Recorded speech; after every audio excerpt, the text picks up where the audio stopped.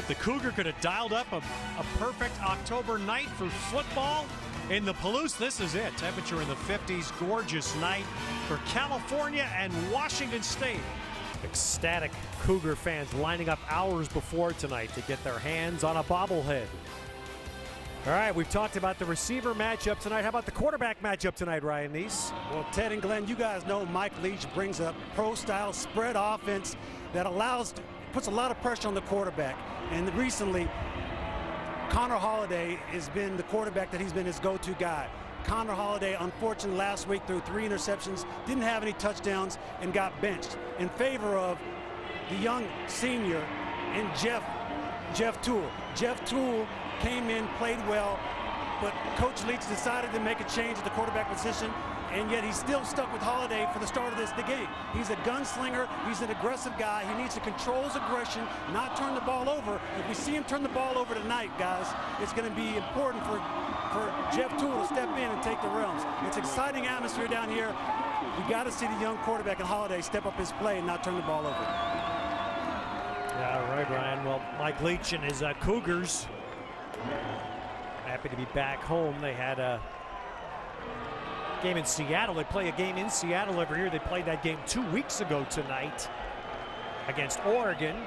Rare night game in Pullman, just the second time in the last 31 years they played a night game here as D'Amato kicks that ball into the end zone, and Washington State's Tiandre Caldwell lets it hit for the touchback as we look at the Esurance Cal starting defensive front. And you see Chris McCain on the side, real pass rusher. Look for him to get some pressure on the quarterback. And as you move back, they're only going with 2 linebackers. It's really a 4-2-5. Jalen Jefferson will get it done. And in the back end of that secondary, look for Cameron Jackson. 3 interceptions last week against UCLA. And Washington State comes out in the spread with its characteristics, 4 wideouts and the very wide stances taken by the offensive linemen, something you just never see in any other setup. And Halliday comes out, and a little broken tackle by Carl Winston for a few extra yards. As we look at the Cougar offense now, the Esurance lineup. Their front 5 here. Elliott Bosch, the center, he's got to get everything done as far as the calls go. There's Marquise Wilson, the premier wide receiver on this team. Chock full of wide receivers. The young Gabe Marks, another good one. And protecting the quarterback's been an issue for both of these teams. Washington State has switched the right side of its offensive line for this game. Put Jacobson back in as a tackle, moved Rogers into guard. As Caldwell runs straight ahead, but Cal stops him short of the first.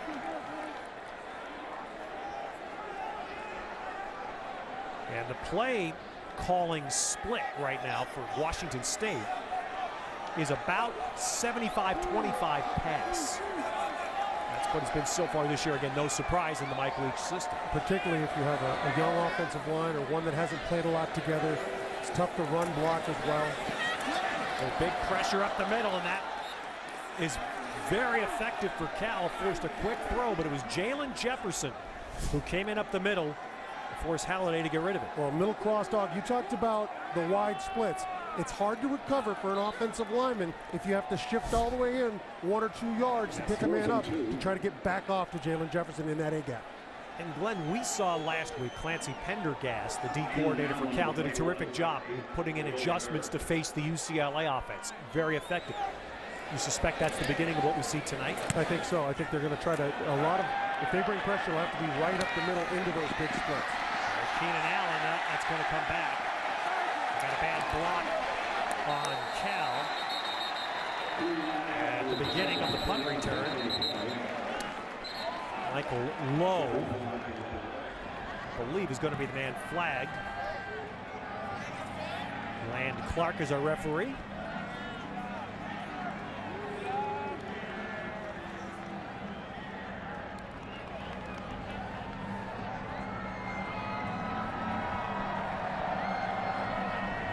Land is just waiting for the other officials to render their judgment. You guys figure it out and let me know. There is no foul for an illegal block on the back during the return. The contact is ruled legal. First down. That's good. That's good. Land Clark stepped away and let those men decide, good block or not, as we see the Esurance Washington State D. And you take a look, seniors and juniors across. Steve Crawford right there. Obviously, they've got to get some pressure. Travis Long's the bell cow on this defense. He'll line up all over the place. You will find him in every gap and in every level. And then on the backside, Deanna Buchanan's their explosive playmaker on the back end of that secondary. So Cal comes out and starts with 2 running backs, C.J. Anderson and Brendan Bigelow. And they send Bigelow out in some fly motion, just get him the ball in space. And that will be a huge test for the Washington State defense. But if you watched Oregon, this is what Oregon did to the Cougars 2 weeks ago. Just got the ball outside on them. Yeah, when you're playing a team you think you've got speed against, that's what you want to do. You want to get it in the hands of playmakers like Brendan Bigelow. And now if you're with 2 backs, it forces the defense to identify who's who out there and where they're at. An 8-yard first down play. Isi Sofalian next to Maynard, throws a quick ball, and it's intercepted off the hands and picked off by Cyrus Cone. Well, Maynard threw a pop in there, and it was off Darius Poe's hands, and the carom caught by Cone. And this is a ball that should be caught. It's not really Maynard's fault. The ball pops up. And of course, Cone does a great job of making a physical, athletic play on the ball once it's up in the air. Well, Zach Maynard's 6th interception this year. He had one in the first series last week in Berkeley. And the beauty of the night for Maynard was that it did not at all impact him. He wound up to have his best night of the year. But here come the Cougars with the takeaway from the Cal 40. And a run. Caldwell gets a few yards inside. Well, you see, they watched the film as well at Cal, and they said, well, they got a 4.25, so there's a lot of speed. And the axiom in football is this: if they're facing a lot of speed, you run right at it. That negates the speed. And that's the first thing they've done, is start running the ball straight at this Cal defense, which is a little undersized at this point, running the 4.25 or a nickel that they're calling it. Freshman back Caldwell is getting the bulk of the snaps here in the first quarter for Washington State. Halliday pressured, got rid of the ball. Got outside and threw it close enough to a receiver. Christoph Williams did not get called.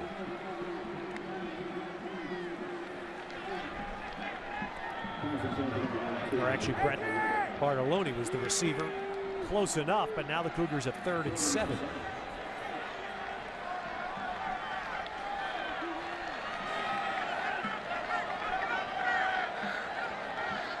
Once again, the 4 wideouts, 2 each side. Cal putting a lot of people up near the line. They're going to rush extra people getting through, but Halliday throws a good out ball, and it is going to be ruled a catch. Isaiah Myers, great job coming up with that ball. So he's at the top of your screen, just running the deep out, and he puts himself under there. When he stops, he's able to come back just enough, get his hands under the ball. Nice job of catching that ball. Did he complete the catch, though? That's I'm sure that was being looked at upstairs here in the booth. Washington State, you can see they want to play fast anyway, but they really want to get this snap off. And now the buzz comes from upstairs. It certainly looked like he might have lost it. That's what, on first view, that was, if he made that catch, that's a heck of a catch by Myers. Did he get his hands under and cup the ball, basically? And also, Ted, did he cup the ball, but as he hit the ground, did the ball come loose, and did he complete the process of the catch? That'd be the next thing they'll look at. So The previous play of completed pass is being challenged by Cal and is under further review. I think they're going to make. Cal's challenging. All right, so this is interesting because this is, remember now, in college football, a coach gets 1 challenge per game. That's it. It's not like the pro system. And so Jeff Tedford has just used his challenge for the game right away. And I think he's going to win the challenge. The ball hits the ground. He's got his hand on it, but he loses it. He comes up. It doesn't matter that he regains it. The ball has already hit the ground. So I think that they're going to consider this an incomplete pass. You see right there, the ball hits the ground. He loses it. He comes back up. We had an interesting conversation, which bears some relevance to this moment before the game, with the replay official who's here tonight for the Pac-12. Conversation stemmed from today's game. You heard our studio crew talk greatly about the Stanford-Notre Dame finish, and he was telling us that the crew here watched that play when they got to the stadium in Pullman tonight, and that the defining factor to them was that there was no goal line camera. There was no camera shot position straight on the goal line, which would have given the crew at the stadium indisputable evidence one way or the other. Without that shot, they could not overturn the call. After further review, the ruling on the field stands as called. Completed pass. Cal is charged with their first time out of the half, and they may not challenge for the remainder of the game. And Ted, you know, you've said before, you know, I don't think you no longer know it's a reception. I don't, because in any way you look at that, the ball hits the ground, it comes out of his hands. And it can't be caught because it's hit the ground. It's interesting. I'd love to know their interpretation. Jeff Tedford agreed with you. You saw his reaction, and you heard the circumstances. He loses a timeout and no challenges for the game. Washington State has a first down inside the 30. Two backs now, Caldwell and Winston. Well, high arcing ball, hoping for a play in the end zone, and it goes out the back of the end zone. Isaiah Marks, when chasing back there with Steve Williams of Cal.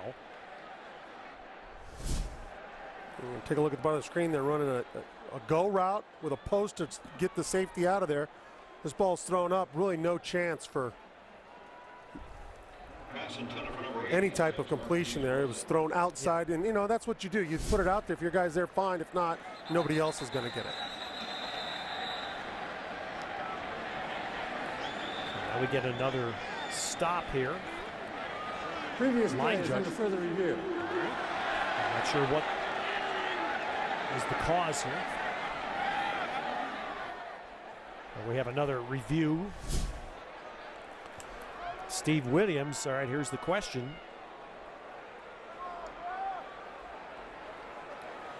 Well, when he first touches the ball, he has a foot in. His momentum takes him out by the time he gains control. As you said, they're going to parse this out so much, I'm not quite sure I know whether it's a catch or not. And I refuse to rule on it. And as you see, it was Marquise Wilson, and let me make that clear. It was Marquise Wilson was the receiver there, and that was a play you see a lot. We saw it happen a lot today with teams that trust receivers, throw them up there and hope the receiver makes the play, and that seemed to be Halliday's wish there with Wilson. But Steve Williams winds up getting his hands on the ball, and they are going to parse and see if they actually can call that a catch and an interception.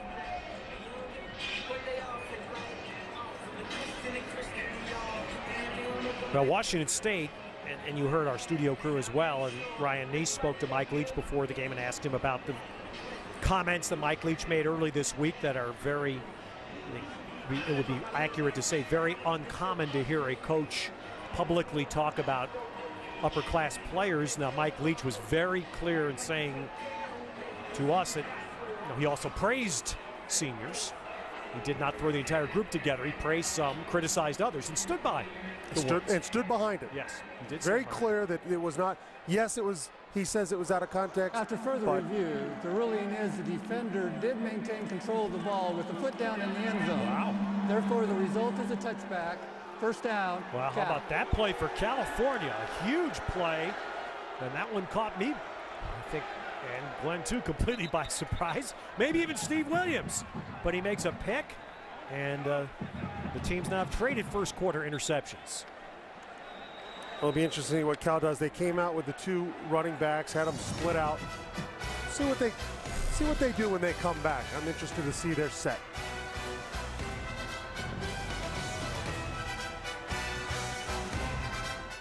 Now review credits Steve Williams, who's probably going to tell Jeff Tedford this week, you know, this receiver stuff's not that hard. Put me there.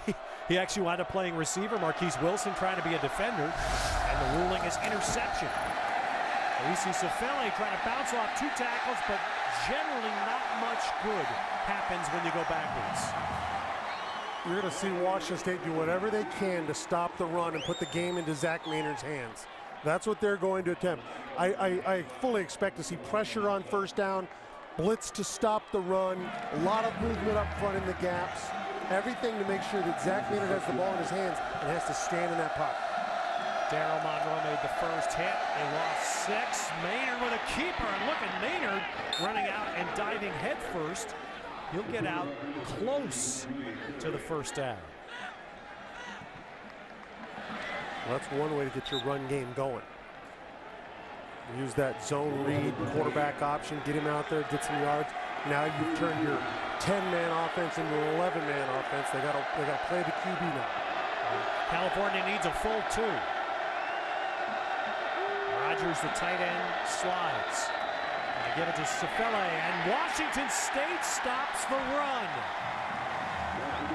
And the Cougar defensive front answers with their nose, Junior Nauta. Yeah, boy, Ioane Nauta, absolute plug in there. And Xavier Cooper, actually, Xavier Cooper makes the first. He makes the stop, and then Nauta finishes. Yeah, you're right. We don't want to shortchange Cooper. Yeah. He did a great job of 2-gapping his offensive lineman, using his hands to separate, peeling off, and making that play. So California decides to punt it, getting the last 2 members of their punt team out there at the last moment. And Cole Leininger doesn't hit that ball real well, but it's going to get a terrific Cal bounce. So the end result, very effective. Down to the 10-yard line. Yeah, Leininger, yeah, not pretty, but they'll take the net. A net 61 to pin Washington State deep.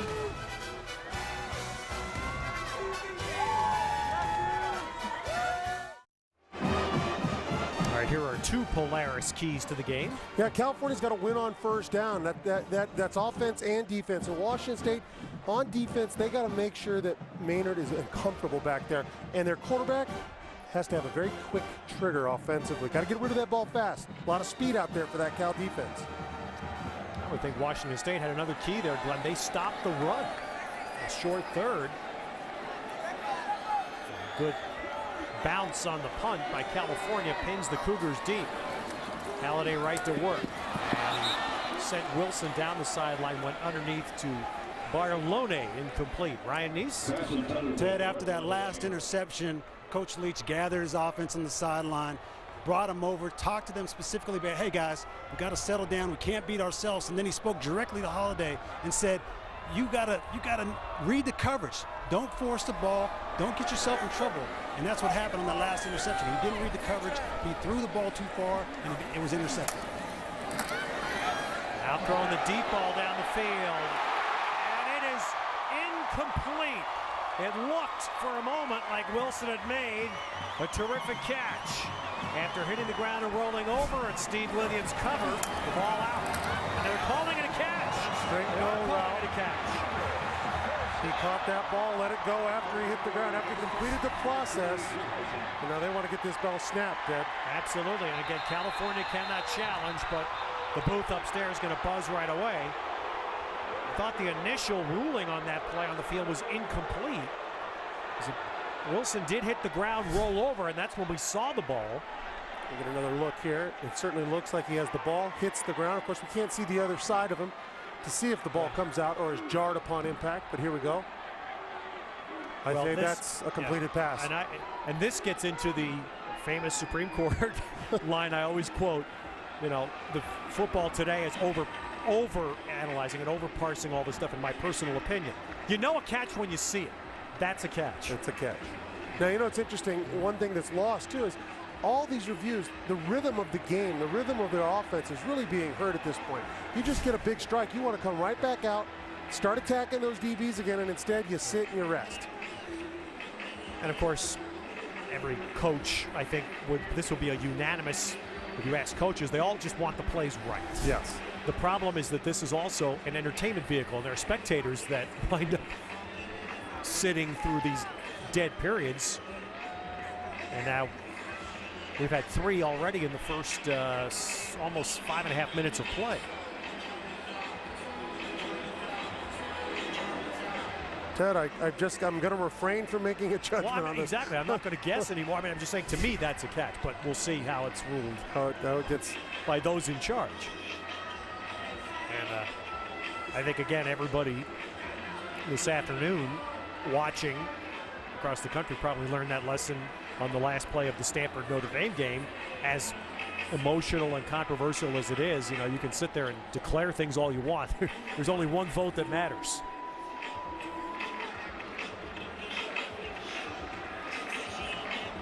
Well, for Washington State, if they get that hit, that's a big one. That moves the ball out to midfield. And it gets Marquise Wilson down the field. Now, this is interesting. And our Pac-12 Network's research staff does a great job putting this together. Here's how the Washington State offense works. And I was a little surprised, Glenn. They don't throw as much behind the line as, let's say, UCLA does. But they threw more down the field than I would have expected. I agree with you. What you see is there's a lot of that quick hitch, which, of course, is exactly what Mike Leach is looking for. But that quick hitch is what brings the defense in, and you can take those shots. After further review, the ruling on the field stands. Completed pass, first down. So that's a 40-yard play down the field. And that is something Jeff Tedford talked with us about this week, was that last week against UCLA, they encountered an amazing number of bubble screens and fly motion throws behind the line of scrimmage. And he said Washington State will do some of that, but not nearly as much.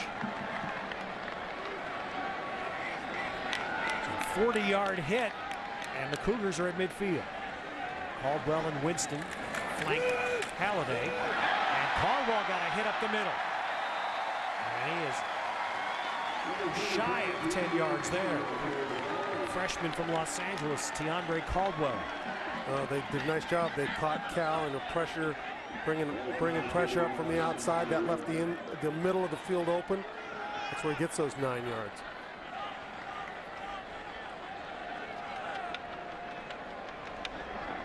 Wilson once again is to the short side of the field, matching a motion with Steve Williams. They throw to the wide side of the field and incomplete. Foot race down there with Isaiah Myers going up against Cameron Jackson, who's starting tonight for California. He came in after an injury to Mark Anthony last week and had 3 interceptions. 3 interceptions, and he had the pass breakup that led to a pick 6 later in the game too. He showed up in a big time way last week against UCLA, and starting again this week.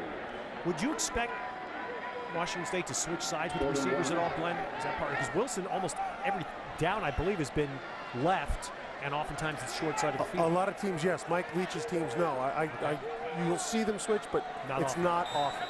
Now Halliday on this 3rd and 1 in the field. Timeout. All together, and the Cougars will take a timeout, trying to take advantage of the 40-yard gain and keep this drive going.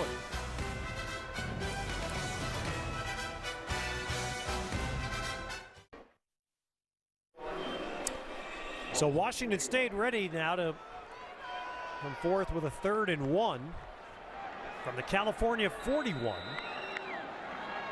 Each team has had a takeaway so far, but Washington State trying now to extend a drive with the first points. Halliday extends the play.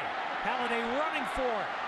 And it looks like the mark will get him the first. It was Jalen Jefferson that met him and drove Halliday out of bounds. But it looks like the mark's going to put him right on the 40. Yeah, interesting to see where this mark is. From our perspective, it didn't look like he got that 40-yard line. We'll take a look here. Of course, this doesn't give us the angle, but it's a real shot that Jalen Jefferson lays on Halliday. Give the kid credit. He knew where the sticks were and tried to get there and put his body at risk. Connor Halliday, a sophomore. He's from Spokane, just 70 miles north of Pullman. An in-state product, and he suffered a lacerated liver here late last year. And then let's see if that's going to be ruled. There's no whistle.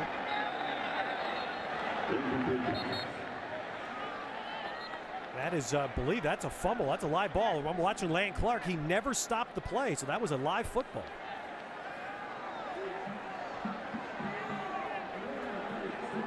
Yes. So he stops himself, the ball goes forward. Big Jake Rogers is right there to fall on it. In other words, what we're saying is there's no tuck rule in the college game, right? That's, I believe, what you're saying. Yes. You saw the beanbag come out from Lane Clark, signified fumble and live ball, so alertly Washington State covered. They do lose 8.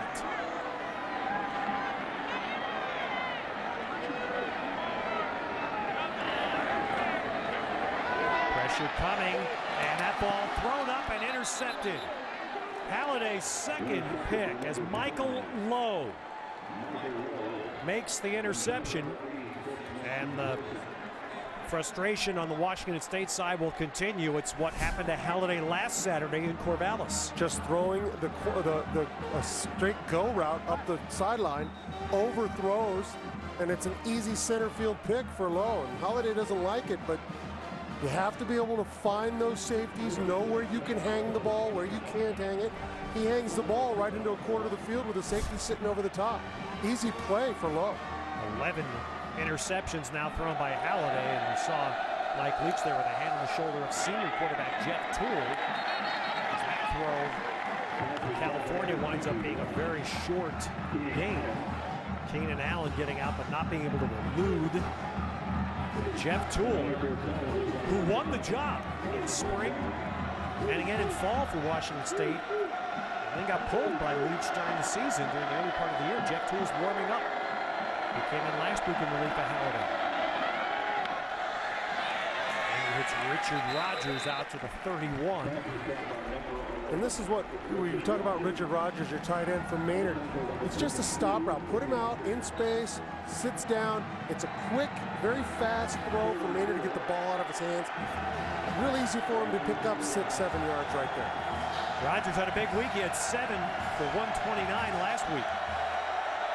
Cal goes empty here. They need 4. And a good slant to Allen. And Allen breaks 2. Gets outside. And now it's a foot race. And Keenan Allen will win it. Touchdown, Cal. 69 yards. Most of it, Allen. Well, there's one guy on the field, you have to know where he's at, and that's Keenan Allen. You can't allow an easy inside release on a slant like that on 3rd and 4. Gotta have a body on him. It can look easy, and there's Connor Halliday, not looking pleased, of course. He knows that you saw Jeff Toole warming up. But Jeff Toole, Halliday a little more of a gunslinger. Coach Leach talked about that. Jeff Toole a little more precise, maybe a little more conservative, but holds the ball a little longer. Well, California's premier wide receiver makes the first big play of the game. Keenan Allen moving up all of the career receiving lists at California. He'll become the all-time leading receiver sometime in the next couple of weeks. That's his 16th career touchdown. But that's the big play. That's what we talked about, Allen and Wilson in the outset, the guys that are capable of making those kinds of plays. And we said he's the type of guy that can run through tackles, and he saw it there. Broke 2 tackles, got himself outside, then has the speed to run away from it. Good kick through the back of the end zone. Touchback for Washington State. If we look at last week's Bank of the West Pac-12 Players of the Week, one of whom we've already highlighted tonight in Jackson. Yeah, and Josh Nunez really had a coming out party against Arizona. Down 2 scores, 9 minutes to go, and led them on those scores and won. Really matured before our own eyes. And of course, Randall Telfair, it's a really good special teams play, but he's a guy that we've talked about, you and I, on the drive up here. Just there's a tight end that's pretty underrated in this league because there are so many good tight ends out there. Well, you're right, and at USC, where the focus is on the 2 great wide receivers. That's right. You're right, the tight ends can get overlooked. That's happened before. USC put a lot of pretty good tight ends out there. A lot of space given to Wilson there on the quick slant. So Jeff Toole comes in the game. Jeff Toole, senior from Fresno. And Jeff Toole last year had his year disrupted multiple times by injuries. Came back this year, won the job. Spring, won the job into the season. And has had to deal with, he's one of the players that has had to deal with the change in regime. Change in coaching that happens frequently.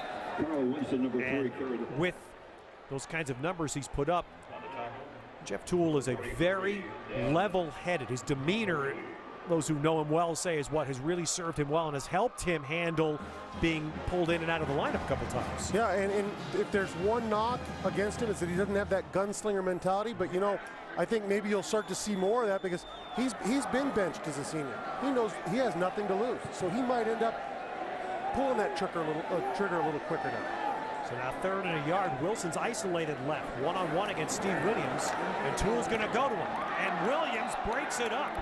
Man, that's as big time a DB play ask as you can make of Steve Williams. And what you'd like is this ball to be out in front of Marquise Wilson a little more.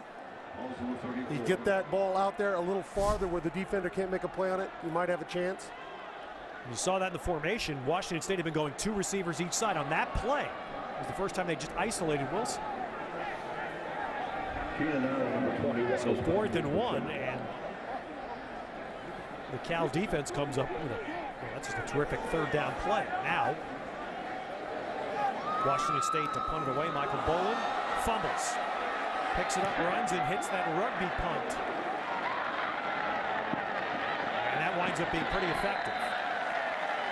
Talking about making the best out of what could have been a bad deal. So next Saturday here in the Pac-12 networks, USC, which won in Seattle earlier today against Washington. They'll be at the Coliseum against Colorado, 3 p.m. Pacific, and then next Saturday night, we will be in the house that Parker built. And then, by the way, we'll go to the football game after that. There you go. Washington and Arizona next Saturday night. So a doubleheader of Pac-12 football next Saturday on the Pac-12 networks. California, it's been a little bit of a uneven first quarter with 3 turnovers already, but the one big touchdown by Keenan Allen. Now the Bears have the ball with the lead, and they run E.C. Sefele into the line. Would you just continue to expect when to see Cal try to run? I at least on 1st down, I think they're going to keep running.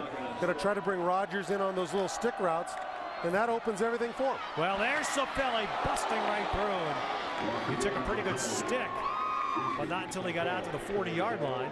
Yeah, the fans love that big hit by Anthony Carpenter, but when you're making a big hit 16 yards down the field, it's not so good for your defense. Yep, when your safeties are Buchanan and then Carpenter. So Cal right away. 21 yards on 2 running plays. Now they run their fullback, Eric Stevens, straight ahead. Number 48, Eric Stevens, carried the ball this time for Cal. On the tackle, number 20. And again, the formula is simple. Run, run, run, bring the safeties in. That allows that coverage to loosen up a bit on the guys that allows Zach Maynard to have a better passing game.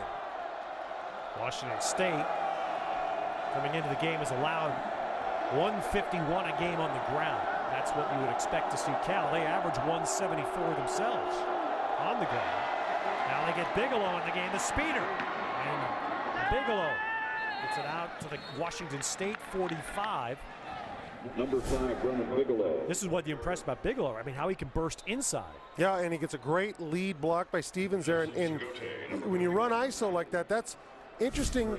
First time we've seen Bigelow in a position where he's got a lead blocker. Did a nice job of using him there. Sefele back in as the Cal running back. So the Bears have not thrown yet on this possession. All running. And they keep it going. Look at the gash, but there is a flag down. So that one may get brought back. But Cal on this possession is just opening up big holes in the Cougar defensive front. This is actually going to be a defensive foul. It's offside. Offside. Defense number 96. That penalty's declined.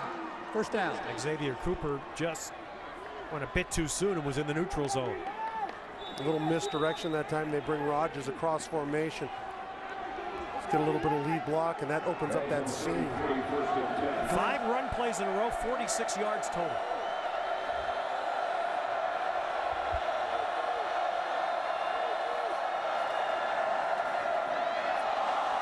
And the post there is overthrown. Rodgers isolated against Anthony Carpenter. Glenn, one of the things I've noticed as I'm watching this Cougar defense is a lot of the defensive linemen are standing up. We're seeing these big holes, these big runs by Cal. A lot of that is because of the soft play of the defensive line. It looks like they're playing pass. They're having a hard time reading between pass or run. They got to be more aggressive up front. You're absolutely right. If you're going to stop the run on 1st down, you've got to hit those gaps. Look at the hole there again for C.J. Anderson.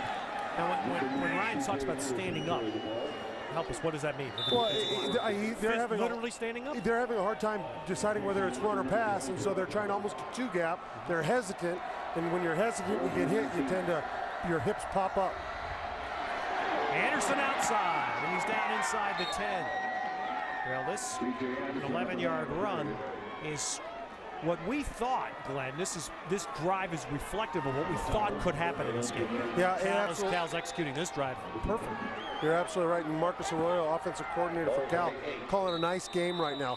This drive, he's done a good job of going with lead, with draw, inside, outside, a little misdirection.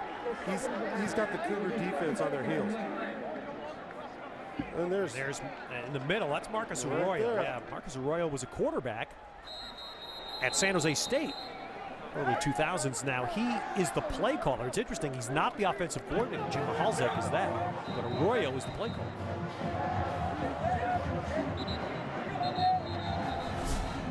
Well, here you go. He is the one that called this. You look up in the slot. Now, a lot of people off of Allen. You can't give Keenan Allen that much space. They run that little pick again. It's very hard. You cannot cover Keenan Allen by giving him space. You've got to keep a body on him. And once he's gone, he'll break tackles and out. They're really well-designed play by Marcus Arroyo, but I'm more impressed with his rhythm on this drive.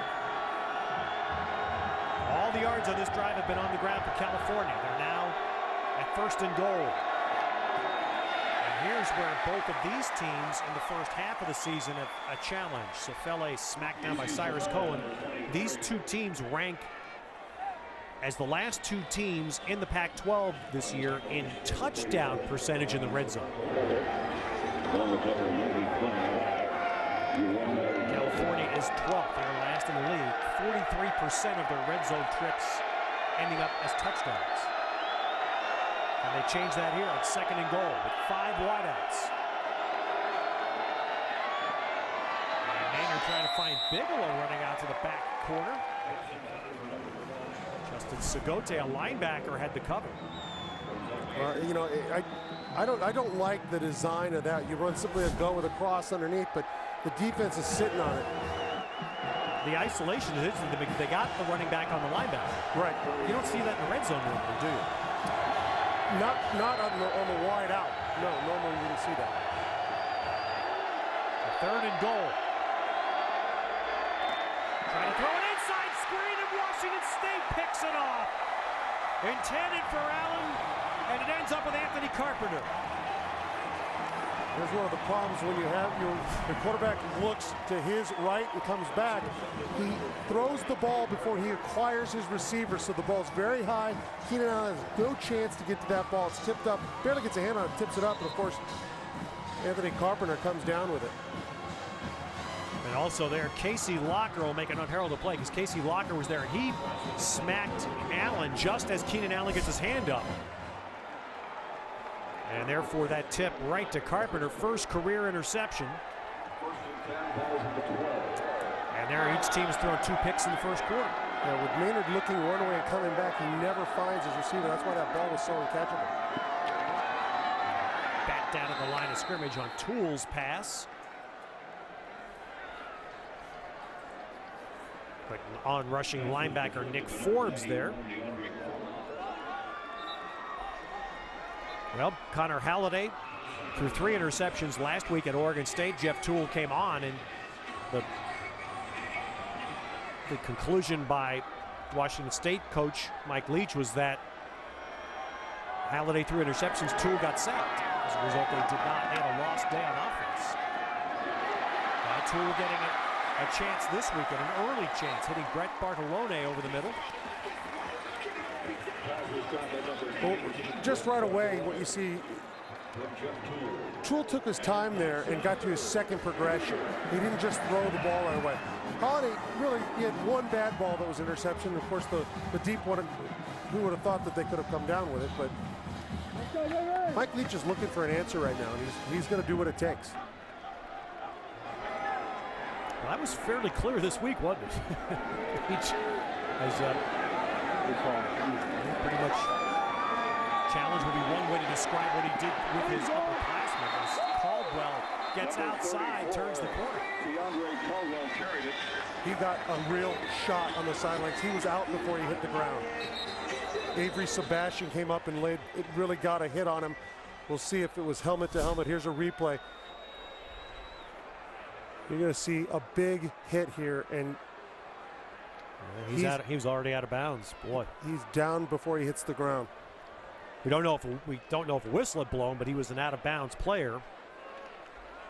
Yeah, when he got hit. And for Sebastian, there's no way for him to be able to tell that, of course, because it's right on the sidelines like that. It wasn't as if there was a whistle or he was far out. So not necessarily a bad shot by Sebastian, but all the same, we hope that Caldwell's fine.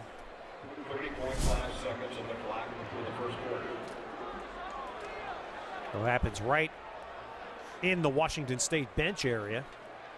And Sebastian looks, in my view there, like he's leading with his shoulder, not leading with his head. And of course, again, I think you can look at it as you slow it down, but when you're looking at it real time, it does look like he leads with his shoulder, and it also looks like Caldwell dips his shoulders down as well. So, if anything, definitely inadvertent. I don't think that it was something that was, a vicious shot. That's the best picture possible.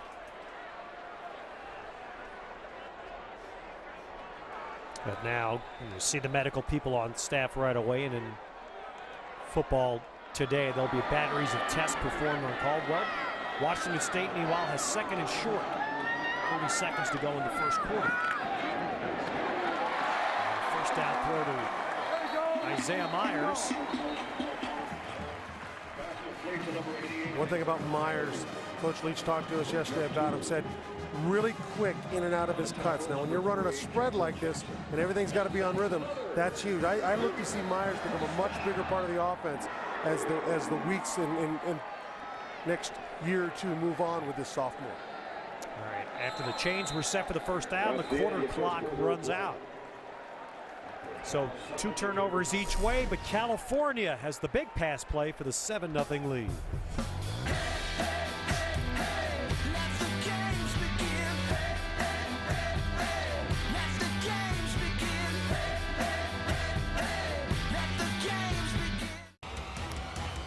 Well, part of the great history of football at Washington State.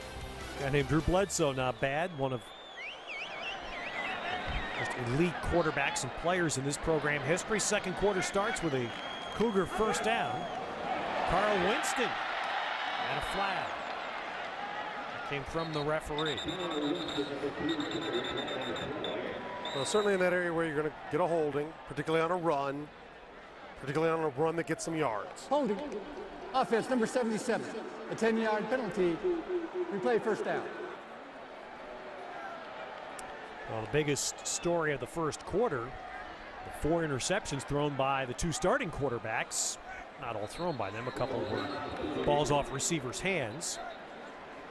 And the one big play made by Keenan Allen. And that's the bulk of the California offense in the first quarter. Or I should say the bulk of the pass offense. They had a drive where they ran the ball down the field.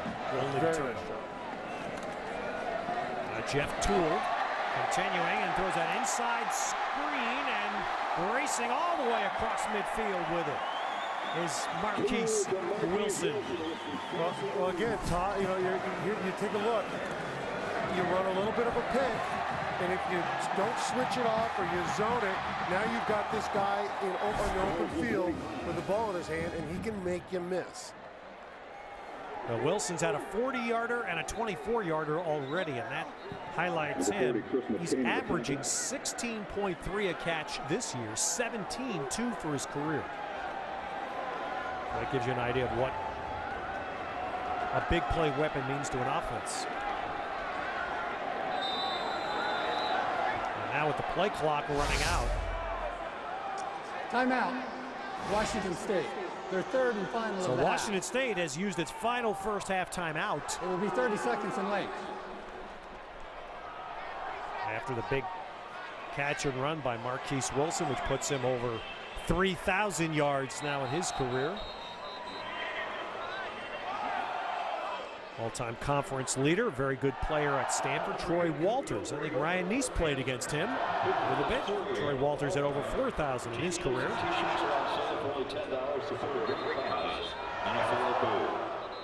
And don't forget, Sunday nights you can relive Pac-12 football weekend here in the Pac-12 networks. Football Rewind presented by 5 Hour Energy. Sunday nights at 9, right here on the Pac-12 networks. Here's a look at the gorgeous new renovation you saw there a moment ago at Martin Stadium. Club level seating. Entire new press box facility as Toole throws over the middle, and that's going to be a first down inside the 35 to Bartolone.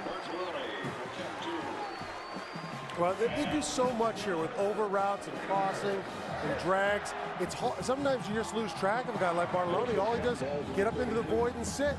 You know, it's an interesting concept the way they work it. Because of that, so much is crossing in front of your face, you sometimes lose track of a guy coming right at you. Freshman in Bartolone. Cal tries to bring extra men in. That quick throw by Toole is caught by Christoph Williams. One thing that Washington State had to do to play this offense, they had to get a whole bevy of wide receivers in here to join Wilson. They need 4 minimum on every play. Williams is a holdover, had caught a lot of passes in his previous years here.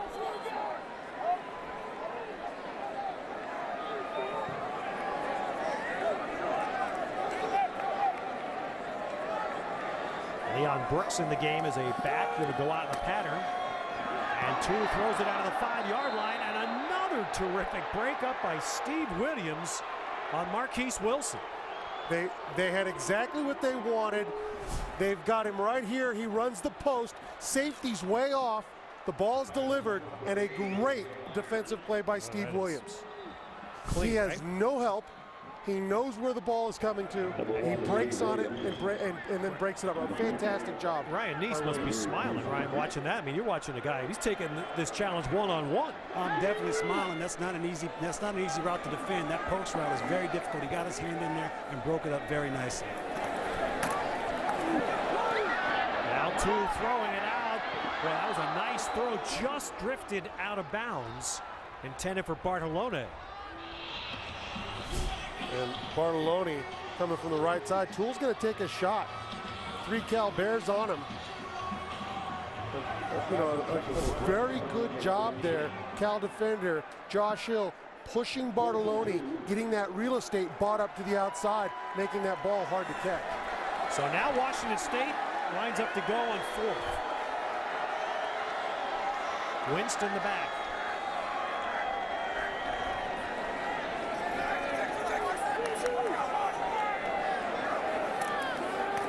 Cal rushing 5, and a stop route perfectly thrown to Wilson. 1st and goal. They go man with 1 safety over the top, and Wilson runs a nice route. He just goes, and now watch this stop, the back shoulder throw. Well conceived, well executed. Well, they have not been able to beat Steve Williams in the field. They tried that one. That's a very, much more common pattern we're seeing run today.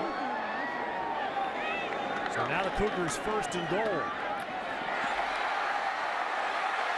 And that ball is free. And let's see what that's being ruled. Is that being ruled down by contact or a live ball? That is being ruled a live ball, I believe. Well, not yet. Now we're going to go to conference. Well, we'll see what we get here. This is Gabe Marks. He had control as he hit the ground. Yeah. The ball popped out. His elbow. We've learned a lot about this today, watching other games. The ruling on the field is there was a fumble in the field of play, recovered in the end zone. Result of the play is a touchback. 1st down, Cal. And of course, this will be reviewed. And if the elbow is down, he's down. Play's dead, correct? Well, that's our understanding. Yeah. I'd say that's down. Because the elbow hitting the ground ends the play. He has control of the ball when his elbow hits the ground. Yeah. And that's where our conversation tonight was really timely with the replay official here, because that's what we were talking about. The elbow hitting the ground ends the play. You are down. Ruling on the previous play, a fumble and touchback is under further review. And so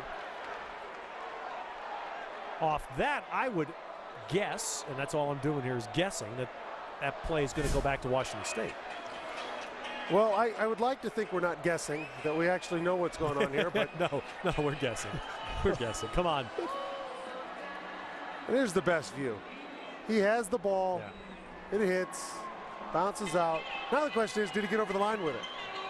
Can't tell that part. Glenn, you got to respect the effort. Gabe Marks was trying to get in. He's trying to get the extra yard. But as you know, as an offensive player, you got to also know those defensive guys are hunting you. And when you're trying for those extra yardage, you got to be able to secure the ball. It's gonna be interesting to see which way this call goes. And it does appear his knee was down at about the same time the elbow's down. Yeah, so exactly. That's a good call, Glenn. actually, it was Scott Barkley, the director, gave me that one. I wasn't paying attention. He got me on it. Well, this is our fourth. Knees down right there. Our fourth review challenge already in this game. And I think since night football rarely is played in Pullman, I mentioned this is only the second night start they've had here in the last 31 years. I think we should just follow the spirit of college basketball. It's Midnight Madness. Why not? Come on. Well, we might get there. Fun.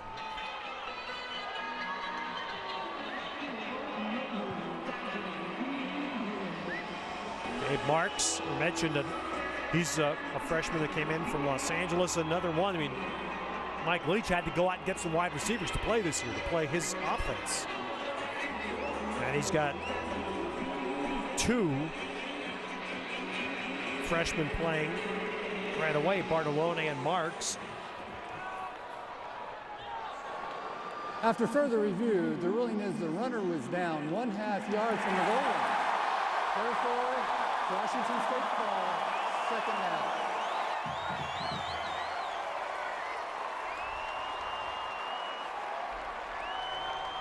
So Washington State will have second down and goal inside the 1.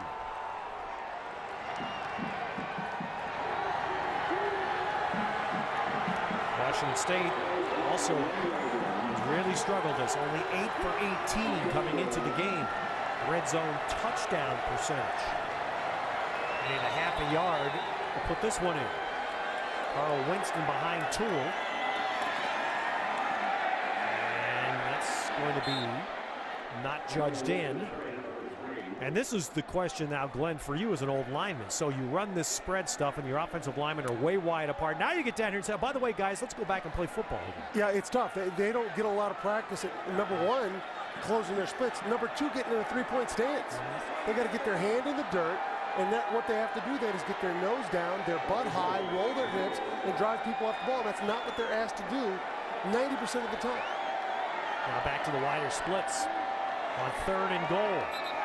13th play of the drive coming up, and let's see, there was a false start, and that's going to back up Washington State. Looked like Jake Rogers, the right guard, flinched a little when they came up and False sugared start. the A-gap. Offense, number 69, a 5-yard penalty, 3rd down. He's upset at himself. It's hard. You're sitting in there, and here comes a defender full speed up into that gap, and your tendencies give it a little flinch. You want to get there. Glenn, this might work to their advantage. This offense, as you said, doesn't get a lot of practice, close to the end zone. All of a sudden they have to shrink their splits down. Now they have the opportunity to keep their splits open and kind of get back to what they know. Yeah, it gives them a little more room to run that spread. Some of these passing lanes will come open now. Wilson up top. Wilson throws, and he didn't catch it. Flags down. So Wilson again against Steve Williams.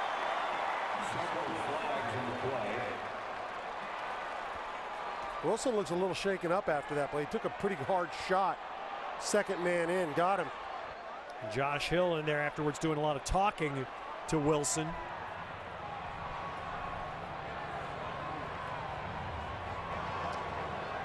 Personal foul, targeting with the helmet. Defense, number 4.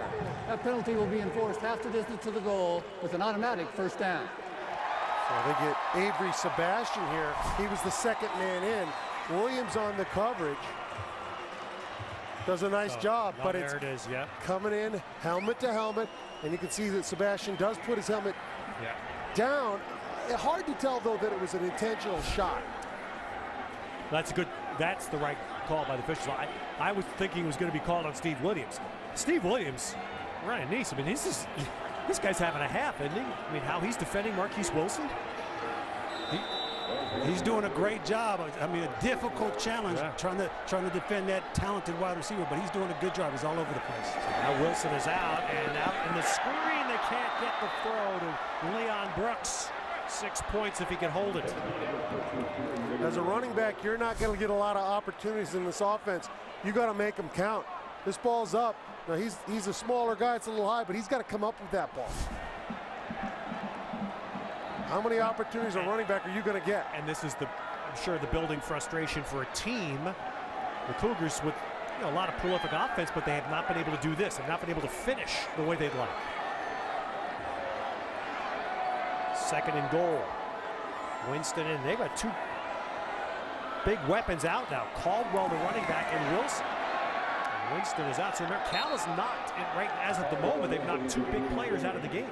It's DeAndre Caldwell, starting running back, and Marquise Wilson.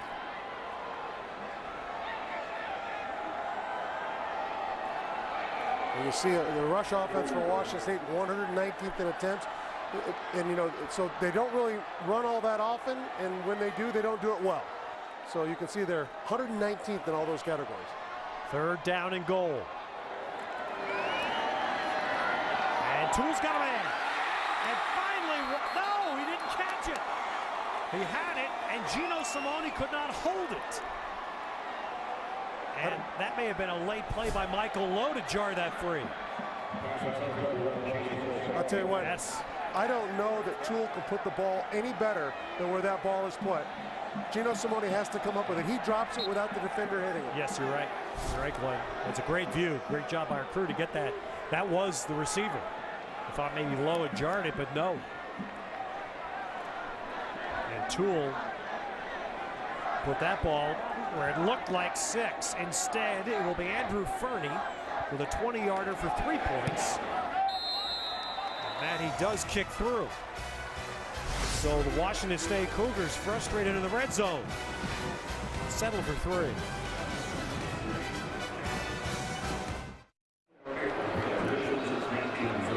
Well, every Tuesday night, a great opportunity to hear the coaches themselves break down the games from the Pac-12 Conference. Mike Yam, Rick Neuheisel, Ronnie Lott in the studio with the Pac-12 Playbook Tuesday nights on Pac-12 Networks.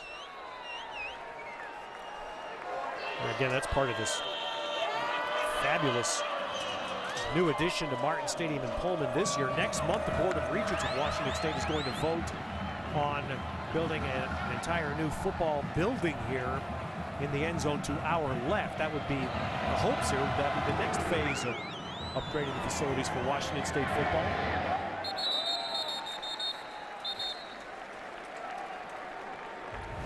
Well, here's our Coors Light Freeze Cam, Ted, and I'll tell you what, Jeff Toole puts this where only his guy has a play on it. Very tough to put it anywhere better. Gino Simone has to come up with that ball.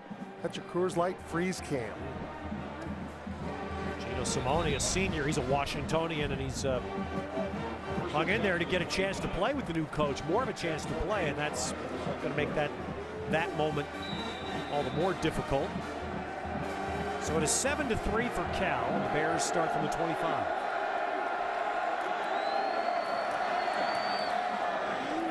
And right now they are just daring Washington State stop us. Number 20. So here's the proposed project again. They're talking about, it'll be voted next month. Not a public vote, it's the Board of Regents that would get a brand new football ops building here in the end zone. And the interesting thing about that building is the footprint will fit between what is currently a practice field and this field that we have now. So it's going to be tall, it's going to fit right in.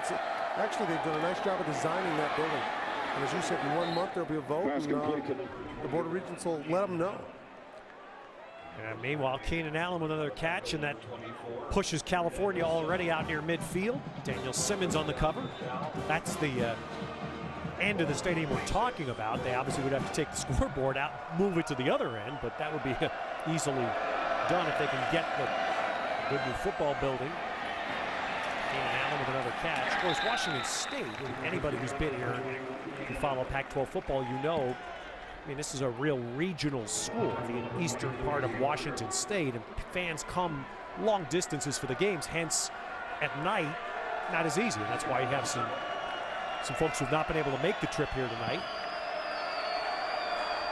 But that addition, phenomenal. This just has turned this whole side of Martin Stadium into an entire first-class operation. Zach Maynard with a keeper, and that should be a Cal first down. Cal running the ball. This time it's a QB draw or a QB lead. They use the fake run play to then set up the lead. He becomes the lead block for your quarterback. So they're finding ways right now, traditional runs, but then some non-traditional ways to run the football that gets this Washington State defense thinking about it. As the game has moved along in this first half, California has established the ability to move the ball. They do have a really good mismatch right now with Richard Rogers at the tight end spot with one safety. He's got a deep seam route wide open. Brad Rogers at the bottom of your picture at the end of the line. Instead of big run on Bigelow came close. Daniel Monroe, backer inside, may have saved 6. If Bigelow gets past him with his speed, he may be gone. And you see the speed, how fast he hits this run downhill. You said Monroe, great job by a linebacker making a tackle in space on a very athletic player. Bigelow, sophomore running back, who had the 2 electrifying runs at Ohio State this year. He gives you that dash that reminds me a lot of Jahvid Best. C.J. Anderson takes it inside the 35, and still Bigelow's early in his career, but that kind of speed where every time he touches the ball, you think he could. Absolutely, and for Cal fans, they might be wondering, why is he not a bigger part of it? Well, there's a lot more to the game than simply when you get the ball in your hands. Does he always have his assignment right? Is he pass proing the correct way? Does he know when there's an adjustment? Does he make that adjustment? Unless you can get all those down, you're going to be a few times a game back.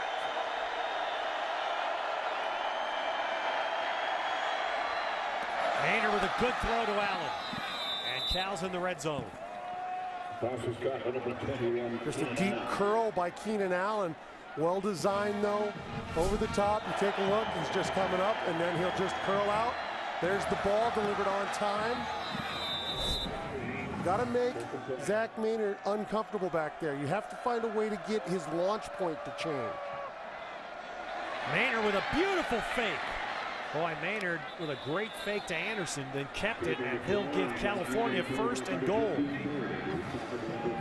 We have not seen Zach Maynard run the ball a lot in the previous times we've covered Cal. It's a good job by the Cal coaching staff of finding a way to get their running game into a different vein. And I think you hit on a great point, Glenn, that right now Washington State is in a position where they're having a hard time making opposing offenses uncomfortable at all.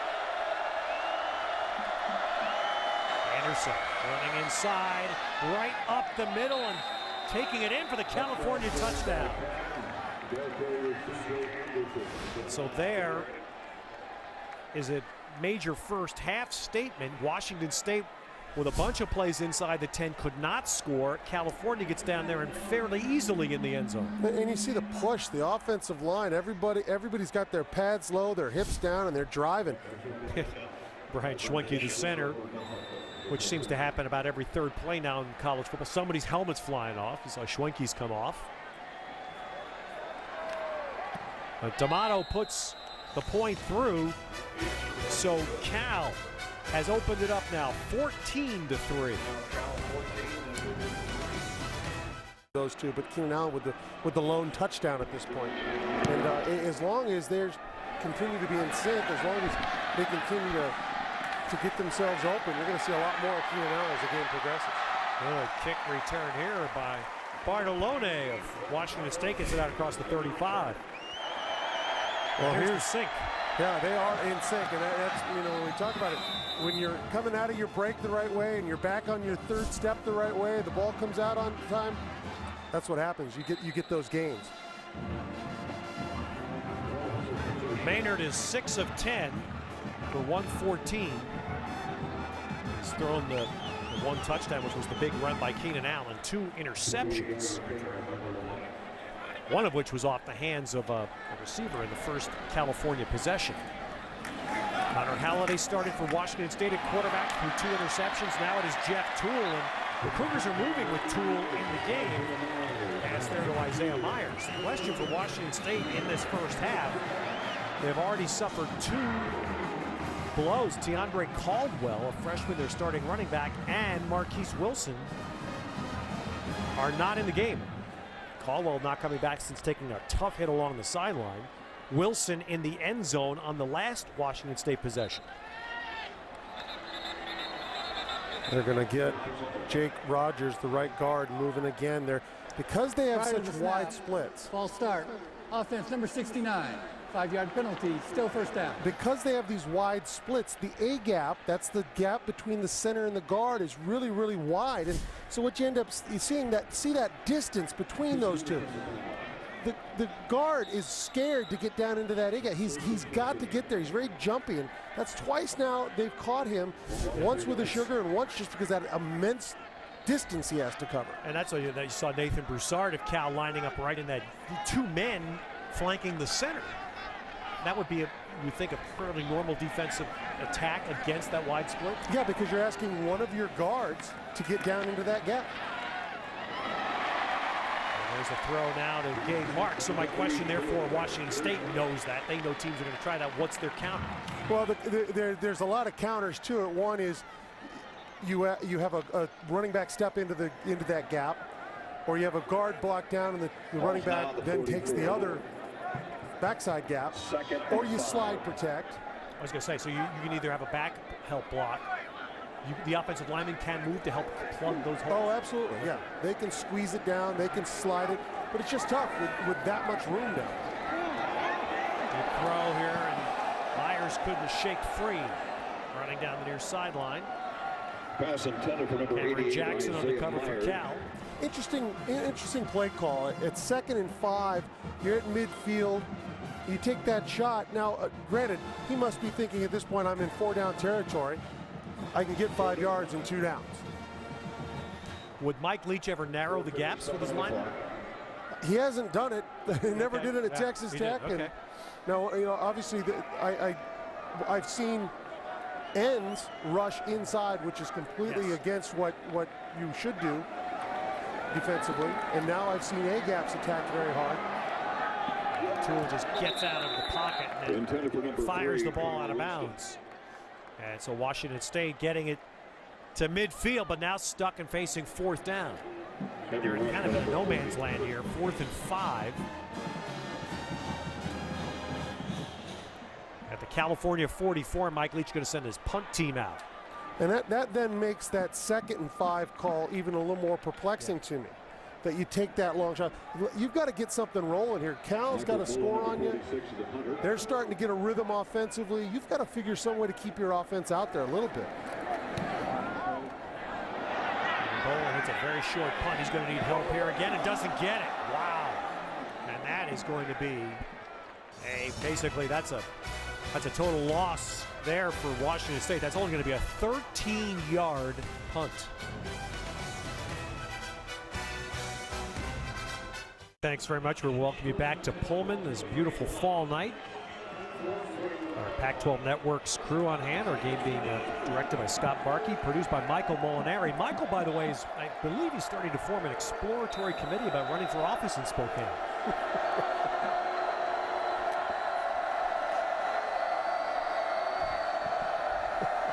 And I know exactly where campaign headquarters are going to be. Hand off to Cefalo. And that's going to come back. Flag thrown by the referee. Carried the ball. Holding. Offense number 75. A 10-yard penalty. We play first down. Veteran right tackle is fighting hard to play through some injuries this year. Matt Summers-Gavin for Cal is called. And, you know, if you get a good gain on the edge, if they throw it, it's generally going to be on that tackle or that tight end, and that's how you get the edge. You grab a lot. Doesn't make you a bad person. You've convinced your wife of that for how many years now? First and 20.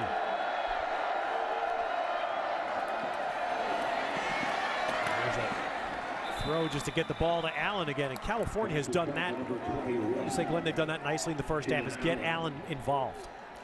Get him involved, get him and Maynard communicating, that in sync we talked about. You'd like to see Cal run that ball, though. It's hard. They had a run with the penalty, come out, you know, first and 20. But they got to get back on schedule. Yeah, they got 5 back on that play. I'm sure they're hoping for a little bit more. And there's a misfire over the middle with another flag. That one came from the umpire, but that's going to be a hold. So 2 holds to start this California possession. That was right in the middle of the offensive line where that one came. Holding. Offense, number 58. That penalty's declined. 3rd down. And Mike Leach content to give California a 3rd and 15. 3:38 in the play. Down to the 26. Well, California has been, obviously, they've had a bad time with sacks this year, trying to keep Maynard safe. So 2 holds in this possession. Now Cal still has 12 seconds to snap. They're going to run it inside. And some yardage, but not nearly enough for Sefele. Daryl Monroe in the tackle, so Washington State does stop Cal, although Jeff Tedford will say Cal stopped themselves at 2 holds.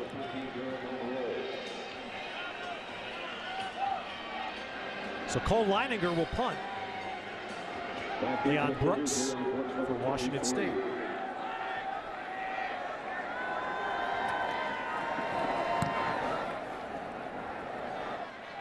And Brooks going to take a fair catch as he goes out of bounds with the ball, but it's going to be a decent drive start for the Cougars. Well, time for a game recap. Connor Holiday, 2 interceptions, pulled.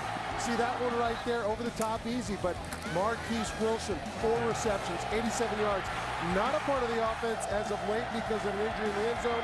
And of course, the real Keenan Allen with his touchdown. Cal 14-3. Cal running the ball, finding the receivers at this point. Now it's up to Jeff Toole and his offense to get people back involved. And Toole and Washington State continue without Wilson in the game. Wilson has not come back after getting that hit in the helmet in the end zone earlier in this quarter. Teandre Caldwell, starting running back, has not returned either. So Carl Winston doing the work. Ricky Galvin was a good running back here last year. He's actually from Berkeley. Good running back here last year for the Cougars. He's started the first few games this year as a receiver, and he's out with an injury. Now, Marquise Wilson goes out, so someone has to step up. And there's a lot of guys on the bench I know have been on a lot of teams that say, I want my chance. Well, now's your chance. You've been called out to play now because Marquise Wilson is out. Our star is out, so everybody has to move up that depth chart one bit. These guys need to step up. They need to play for Coach Leach. And that's generally, Glenn, would you say that's not a good sign? When you see a player without his helmet? That is not a good sign. That's not a good sign. Of course, again, for the safety of all involved, there's protocol now whenever there's a blow to the head, and both Caldwell and Wilson likely are facing that for Washington State. That ball, that was close to being a big first down catch, but Dominique Williams could not hold it. All right, here's the play that ended up hurting Marquise Wilson. Avery Sebastian, helmet to helmet, and you can see that it was right at the jaw line as well. And Marquise Wilson has not been in since then, does not have his helmet. And this protocol's there that you were speaking of, it's there for a reason. As we've gotten so much more educated on the damage that can be done, you have to be very careful. That's frustrating in the moment for everybody involved, but there's no alternative. It's there for every reason. As Keenan Allen breaking out. Oh, and a flag may have wiped out. But Keenan Allen was very close to taking that. And he literally got tripped up. But 2 flags come in that generally indicate a bad block somewhere. It was interesting in the NFL this week, some buzz created because Calvin Johnson made a comment about playing, continuing after being concussed a couple of weeks ago. It's part of the game. That didn't fit the current narrative. You know, and During the return, there were 2 fouls by the receiving team. Illegal block in the back. Receiving team number 2, that penalty is declined. Illegal block in the back. Receiving team number 5. 10-yard penalty. First down. Cal. You know, I'm loath to talk about myself as a player, but during my time as a player, though, it was the mentality. You got knocked out, you played. If they asked you, can you go, you said yes. It was that mentality, and that's one of the things that needs to be corrected most of all is not just the protocol, how do we deal with the injuries, but how do we deal with the attitude?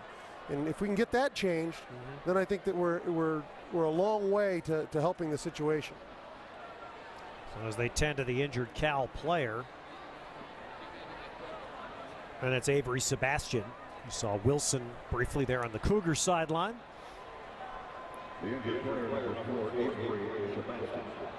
Well, look at Glenn.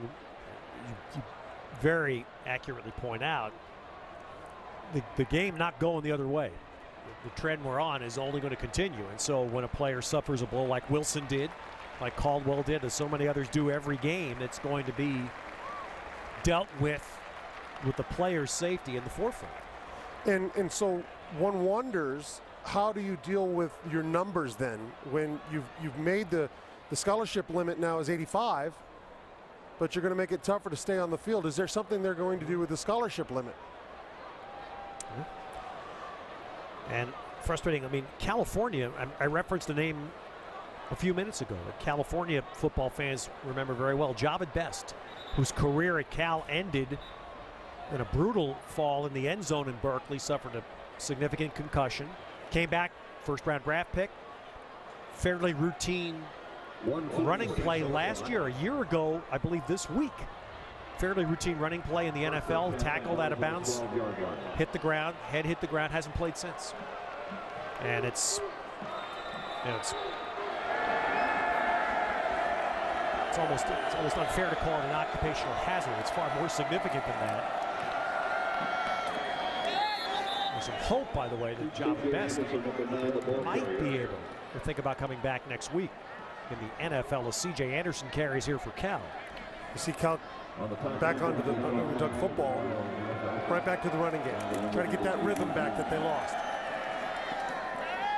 All right, game clock running down to 1:20, and coming up, our crew back in the San Francisco studios with our Dr. Pepper halftime report. With yeah, if you haven't seen it yet, it was crazy. The ending in South Bend, Stanford, and Notre Dame. Oregon State with a big road win. A good day for the Pac-12's top. USC with a win. Look ahead, because Thursday night you've got a terrific game coming up. Oregon and Arizona State. I think that's a game that, in my mind, looks better than it probably will be. I'm not sold on ASU yet. I think that the turnaround has been dramatic. I think the wins have been very, very credible, for Todd Graham, but I still think that they're missing something as a team overall to play at that next level in the Pac-12. Cal still has 2 timeouts here. See if they choose to. Wow, Allen almost made a gem. Came close, and that's the receiver's hazard right there. You know you go up to try to make a beautiful catch, and that could be the result. See, he'll reach up with one hand. Ooh, and he got doubled. Casey Locker first, Darryl Monroe second. Never want to speculate on injury. You just don't know what happened there. It didn't look particularly like anyone hit Wayne. was strong enough. And again, boy, you think about the end. We saw another career altered here this year, Chris Owusu. Last year on this field, Glenn, we were here to see it with Casey Locker. With a similar play over the middle, just a tough safety hit that really changed and shortened Owusu's senior season at Stanford. And that nothing it wasn't dirty, it wasn't malicious by any means, it was just a good hit there. And it wasn't even particularly, when you look at it, didn't seem to be too jarring, but something happened that got to Keenan Allen. And I certainly hope he's all right. So California has third down, 26 seconds and 2 timeouts. They have not used the timeouts, but if they can hit a ball down the field here, they have the opportunity to maneuver to give D'Amato a shot to kick a long field goal. They could set up Instead, they're going to run the ball here. And Sofele, well, that'll stop the clock for the moment. They get a first down. Number 20, Isi Sofele carried it. You're also sitting in Jeff Tedford's shoes. You say, okay, I've got 14-3, and I get the ball first in the third quarter. Yeah, you don't want to do anything that jeopardizes you don't want to get your quarterback hurt. You don't want to leave anybody out. You get what you can, you know you're going to get the ball again. Maynard misfires over the middle, intended for Anderson. Pass was incomplete. So now 5 seconds may just be take a knee time.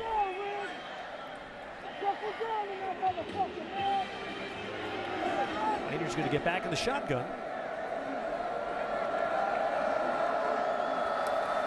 But it will be a straight ahead run. And that run by C.J. Anderson will put an end to the first half in Pullman. C.J. Anderson, number 9, carried it. And the question now, boy, that's California. That's the worst possible thing when you're just trying to run out the half. And Cal has got such depth, 3 really good running backs. You would hate to see any player get hurt on sort of a harmless play. You see, he has his leg planted, takes a shot right on it. Justin Sagote made the hit there. Let's hear from Cal coach now, Jeff Tedford. Ryan? Coach, you're up by 14. Offensively, you turned the ball over twice with 2 interceptions, but you're moving the ball very well on the ground. Are you happy with your performance thus far? Yeah, we're running the ball decently. Obviously, the turnover in the red zone, we can't have that. It's a 4-quarter game. You know, I know we're going to get their best when they come back out, so just got to keep doing the same thing and executing. Defensively, you got to be happy with your stop down in the red zone. They really rallied, forced them to a field goal. Overall, defensively, are you happy with what you guys are doing on that side of the ball? Yeah, we are. That was a big stop down there, obviously, and but again, I know they're going to come out firing, and we got to keep it up. Best of luck in the second half, Coach. Back to you, Ted. All right, Ryan. Well, Jeff Tedford, first half went the way his team wanted. 14-3, California. Fighting off the early enthusiasm in Pullman. All right, after the break, we'll go to our Pac-12 Network studios. Our fiery foursome. Mike Ann, Rick Neuheisel, Curtis Conway, and Coy Wire with the Dr. Pepper halftime report.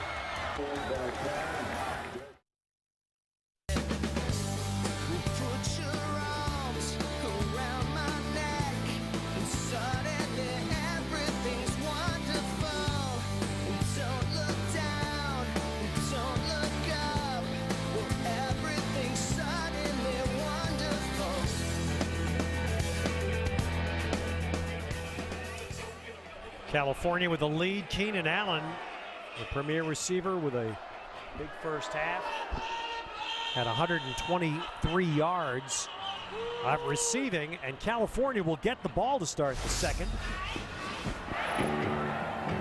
Bears trying to put back-to-back wins together, get back to 3-4 on the year. The Cougars hoping they can have a reversal. They've had some second half troubles this year. Look at that speed. Bigelow, man, it looked like he had a shot to get a little further up the field out near the 35-yard line. The funny thing is 14-3. You see the score, Glenn.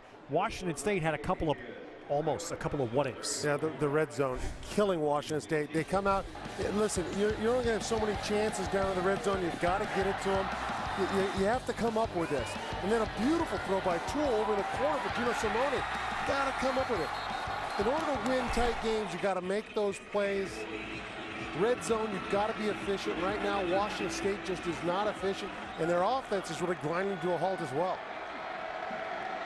California, Maynard, the quarterback, completed 9 passes in the first half, 8 of them to Allen. Good news for Cal, at least visually. You see Sefele carries to start the second half. C.J. Anderson has come back out, and he's on the sideline for Cal at the start of the third quarter. Marquise Wilson, every indication is his night's over. He's got his pads off and his hood up.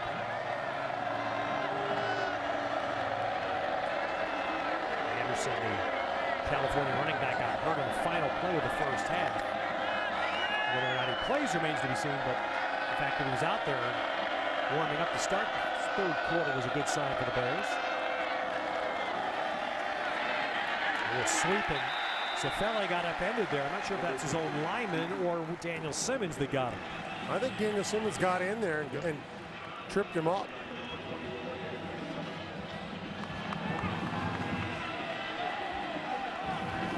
So loss there. California, they need 7 here on third down. See the name of the fourth one. We've not called Travis Long's name tonight. The outstanding player for Washington State, 7.5 sacks coming in. Premier Dean lineman. No significant first half plays. Dropping back here in a zone blitz, and Maynard's going to run. Well, that's good recognition.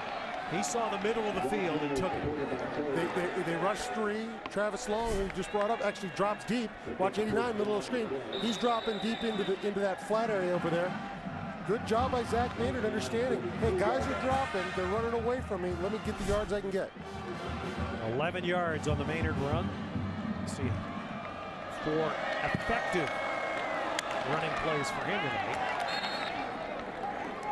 And a short gain here on first down. Ryan Neese.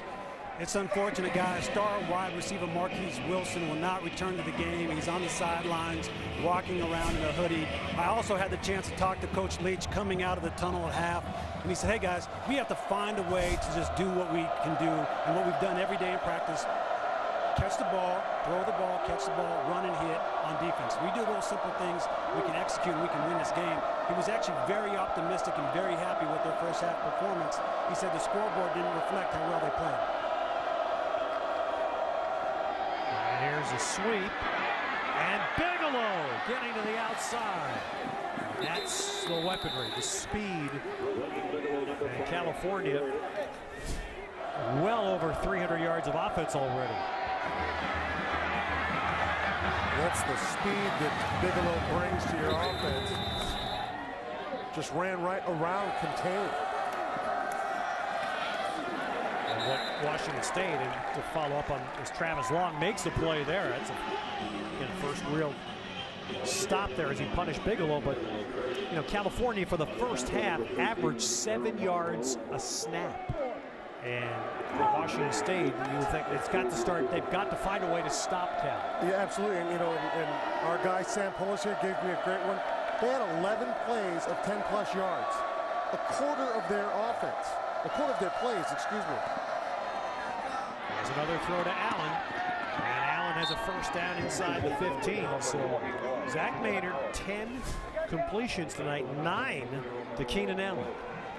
Simple route. Good receiver in the field. Keenan Allen is a weapon. You know, we constantly talk about the wide receivers in this conference, and unfortunately, Marquise Wilson out. But Keenan Allen, this is a guy, you watch him in pregame running around. He's a beast out there. First 100-yard receiving game of this season. He's on track where he could threaten 200 the way this is going. He and Zach Maynard, brothers, Greensboro, North Carolina. That's their sister in the middle, Jasmine. I think she looks tougher than both of them. Now, Zach Maynard, and for those who may not be familiar with the story, he older than Keenan. He went to college first, and he went to Buffalo to play his college football, and his coach Turner Gill then got the job at Nebraska. Zach Maynard chose to transfer. Keenan Allen was coming out.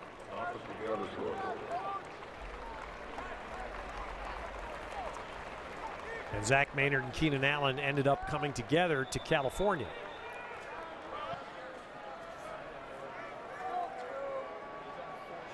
Daryl Monroe, who's a player that had come in. I've said Kansas, I'm sorry, I misspoke there with Turner Gill. University of Kansas. Anyway, here we go. Monroe being helped off. He's another significant player, but a good linebacker inside. Anderson gets the carry. Well, there's the proof that C.J. Anderson is back. Anderson, who took that shot right at the end of the half. See him here, the explosiveness. I'll tell you what, Buchanan comes up and he runs right through the tackle of Buchanan. Right now, Cal's offensive line, by the way, a good-looking group of guys. I say that because everyone says big uglies. They're not ugly. Cherubic. You are the beholder, right? That's correct, sir. First and goal. And Maynard with a keep, ducks in beautifully. Zach Maynard with the option, just knifed in that little opening on the left. And California has opened it up.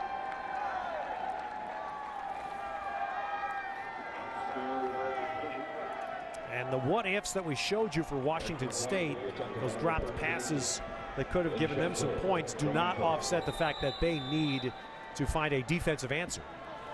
Yeah, you know, the what-ifs are always a part of a team that's not winning, but you're absolutely right. The defense at this point, they're giving up chunks of yards to Cal. Zach Maynard is feeling very comfortable. He's gotten involved in the run game, and in the red zone, he gets himself over that line. Zach Maynard, Cal doing very well right now, up 21-3 over Washington State.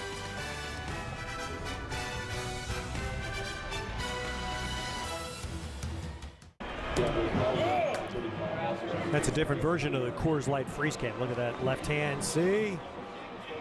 This is part of the beautiful new stack here atop the stands of one side of Martin Stadium. Club seating, private seating, as well as the entire media area. Just a gorgeous addition. At the back of the end zone, and what the Cougars hope is just the start of really upgrading the facility, something we saw firsthand last week at Berkeley, where California has just spectacular facilities now for their football program. So often I think fans think you make the stadium bigger and that makes it better, but you know, you get the facilities and what that does is bring in the players, and then once you can get those players, you can get some wins, and the wins bring in the fans, and that's when you get this bigger stadium. You got to start with the facilities. You got to get the kids in. Kids aren't sold on a big stadium. They're sold on nice locker rooms, good training table. I'm told uniforms. It seems to be a popular one. Here's Toole continuing. Jeff Toole has replaced Connor Halliday after Halliday had a 2-interception first quarter. Toole has continued, and that's not a surprise. Washington State is not. I don't really intend to run the ball, do they? No, and they don't even pay lip service to it. You know, they don't even say that we're going to run. You know, 119th in attempts and yards. Flag down on the deep ball that is just beyond the reach of Simone, diving at the 30. Intended for Gino. There is a flag thrown back at the line of scrimmage. The other challenge, and that's a word we threw around a little bit at the outset tonight. Illegal formation, too many men in the backfield on the offense. That penalty is declined, third down. A little backlash around the comments Mike Leach made this week, and critical of some of his upperclassmen. Second halves have not been good. Washington State has only scored 30 points in second halves of games all year. And this is where it starts to factor in when you're down by 18 points. And you're saying, okay, is there going to be that ability to hang in there? It's going to be an aggressive cover there on Cameron Jackson and a flag thrown. The California defensive back gave Marks, the receiver. Well, he did a good job. He made a very theatrical move with his hands to say I wasn't grabbing him. Pass interference. Defense number 3. The ball will be placed at the spot of the foul with an automatic first down. And you just look right here. You're going to see Cameron Jackson on him. I'm not so sure that's an interference. I I don't know what he did that could have been construed as interference. From that shot, did not appear to be much. It's a first down. The Cougars need something good to happen. That's kind of following the point I was getting with Glenn. Something to give him some spark here. Toole. One to his left, going to go to the sideline, and wisely gets out. Doesn't take a hit. And that's that little bit of experience you talk about with Jeff Toole. You know, Jeff Toole last year, we got to watch him play. And you said he'd been hampered by injuries. You're absolutely right. But he's always been one of those quarterbacks in the pack that everybody talked about as just that next tier down from an Andrew Luck and a Barkley. That guy that could emerge, and just hasn't worked out for him as of yet. And one of a handful of guys, and that's kind of the backdrop of what happened here at Washington State this week with the comments of the coach. There's a nice little shovel ahead to Simone. That Toole was one of those guys. Travis Long was a big example of it. Guys who came to this program to play here when it was really down. I mean, really down. And they were the foundation players to start to build things back. And that's a backdrop that can be easily lost when there is, and it's normal in football when there's a change in regimes, but that happens. And you're absolutely right, and get lost because those are productive seniors who might have a chance down the line. There's a well-designed play, and finally getting a receiver out and running, and still driving is Dominique Williams all the way to the California 26. It's just a drag route. Just bring him across the formation. Hard to stay with him horizontally on speed. Dominique Williams, good job getting himself the ball in stride and get going. But going back to, you know, those seniors, you talk about guys that tried to make a difference. They didn't, but they're very, very solid players. 31 yards on that pass play.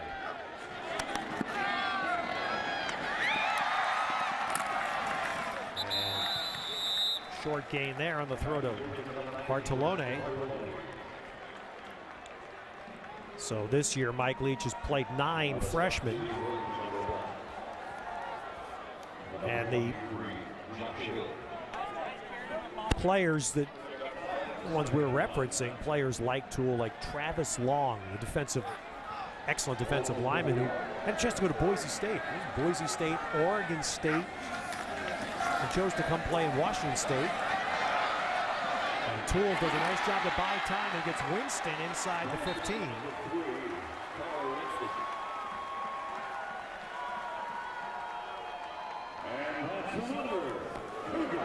So first down, Washington State back in the red zone.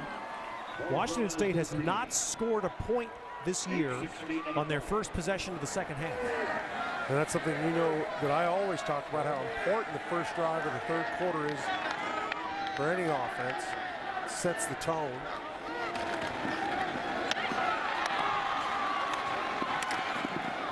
And that one to Myers. Gonna get down close to the 10-yard line with Jackson on the cover for California. And here, again, factors in the red zone issue that bit Washington State in the first half. Well, without the ability to really run the ball at someone, you shrink that field down. It's obviously very tough with the spread offense to succeed in the red zone. And Toole trying to whistle that into Christoph Williams, and a flag in the end zone.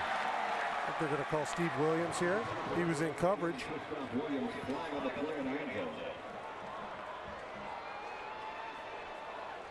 Pass interference. Defense number 1. By rule, the ball will be placed at the 2-yard line with an automatic first down.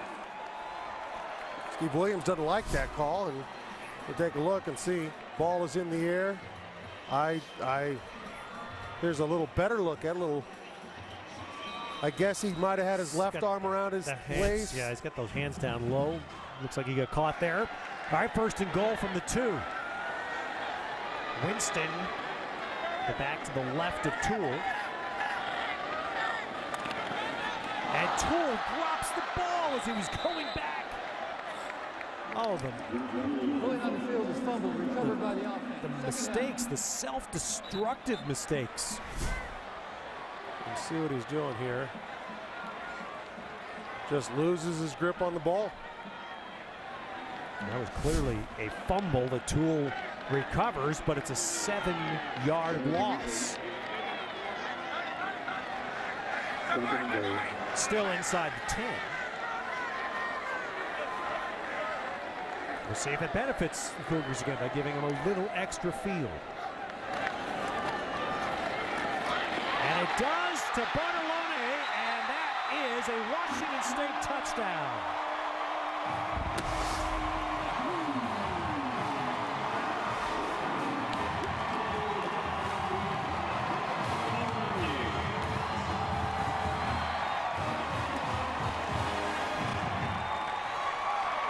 So Washington State finally converts.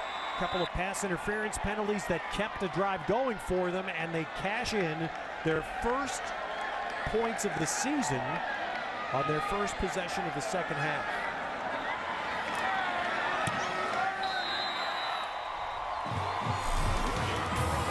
Jeff Tool, Brett Bartolone, finally Washington State hooking up in the red zone. Cougars trying to make a comeback.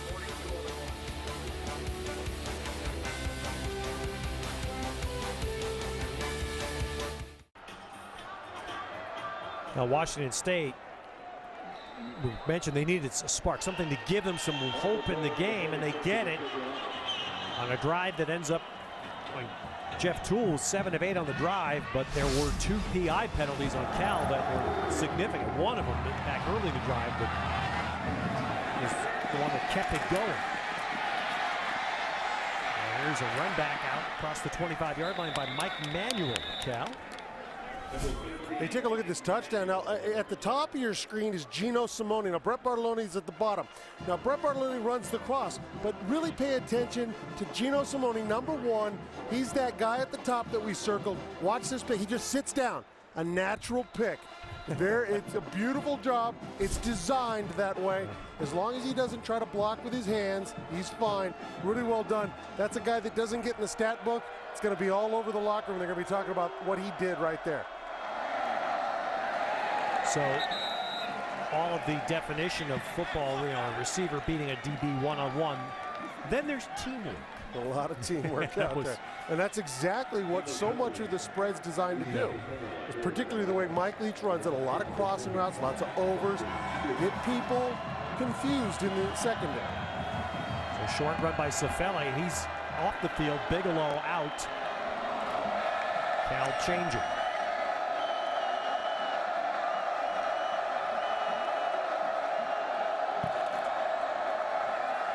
Look at the room for Bigelow, and then Bigelow got punished. Well, Casey Locker's a name we've referenced.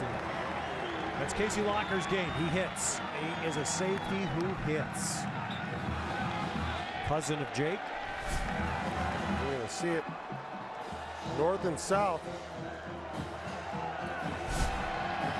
Bigelow has to understand sometimes you got to run through things. He stops and presents a bigger target to Locker. Well, Cal is 3rd down, and the guy who's been their lead back, E.C. Sefele, left after the first down carry, came off hobbling. So now Bigelow and Anderson flank Zach Maynard. Maynard trying, gets it away, and could not hit C.J. Anderson.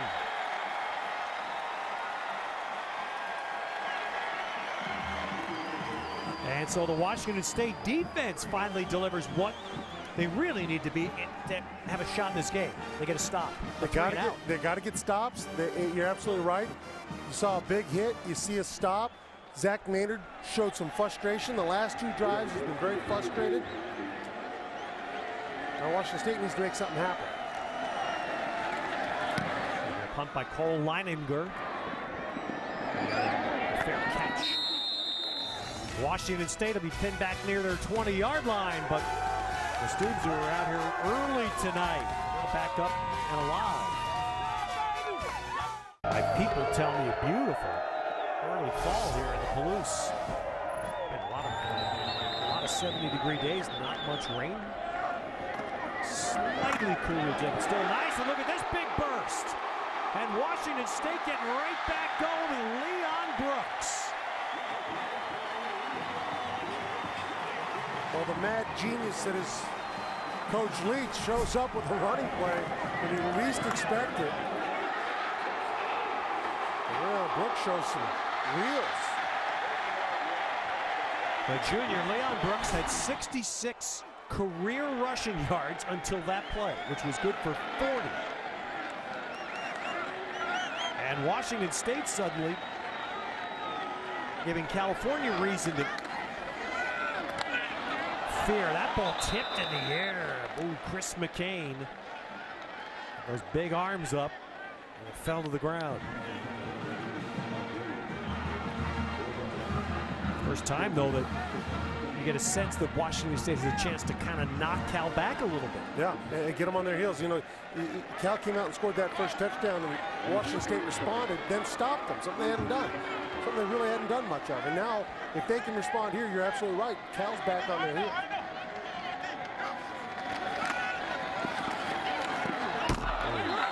To try to throw that stop route on the far side to Isaiah Myers. And he's tangled with Cameron Jackson, who's looking for the flag. And now you do wonder, is it 2 down? Do you have 2 downs here? Are you going in 4 down territory? I would have to I would think so. assume that he would, yeah.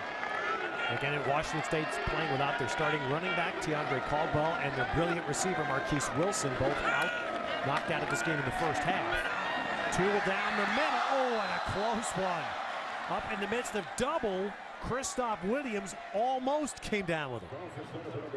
So now they're going 4 down territory. You look here, this ball, tight window he's got to throw to. He's got safety over the top.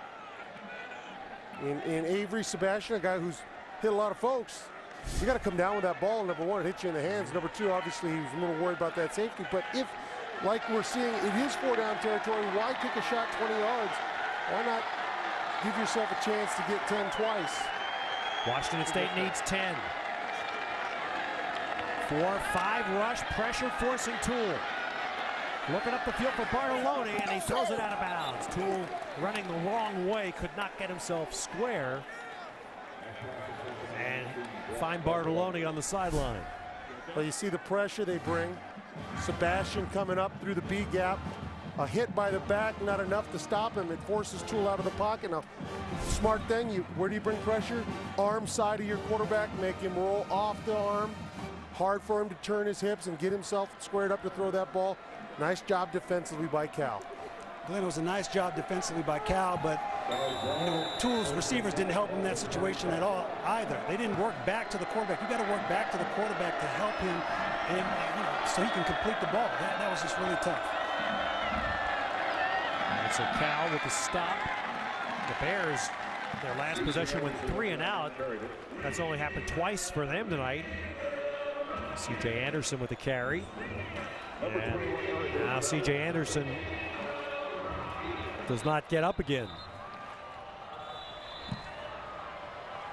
He took a pop on his left leg on the last play of the first half. It didn't look good. He's come back to play, and now as Jeff Tedford looks on. Looks like he's cramping there. Where they're stretching him there. It looks like he was pointing at his legs at the time, and they were all straight out and stiff, and now they've come in, they've started pulling his toes up. They're trying to... You know what? Again, that would be a better note for California if that's the case. Tonight, State Farm post-game report.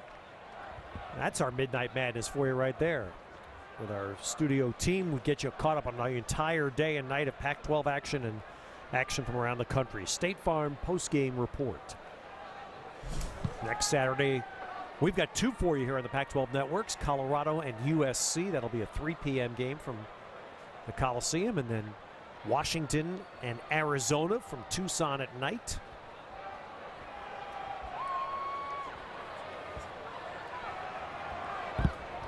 Glenn's points. Point us, Glenn. Well, you know, I think when you look at the Pac-12, you know, we're halfway through. We can kind of start seeing some of the things that are playing themselves out. And a couple of new QBs. You take a look. Mariota at Oregon, Nunes at Stanford.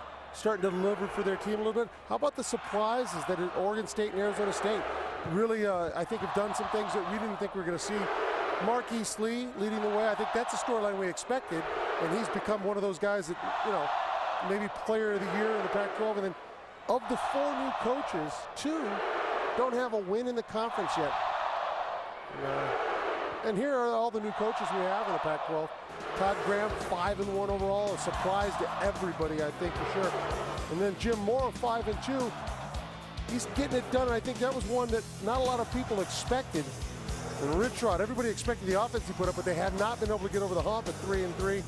And then, of course, Mike Leach right here in the Palouse with his 2-4 record. So I think those storylines that play out, I think some of the things we expected and some of the things we didn't. Todd Graham at Arizona State has been a little under the radar so far. Of course, Thursday night he can make a big sale. They get Oregon in Tempe. And the other thing to remember is, as we hit that point now mid-October in the conference, is the conference races have to be paid attention to for the championship game. And, you know, for example, you look last Saturday, UCLA lost to Berkeley, already a second conference loss. It's going to be tough. Very to tough. come out to be in the championship game with 2 losses. UCLA last year was a different year because of USC's situation. And Arizona State, if they can pull off the big win over Oregon Thursday, that would put them in a terrific spot in the South. And when I look at the South, I still think there's going to be some unexpected games go down. And my guess is Arizona gets a win over somebody no one's expecting.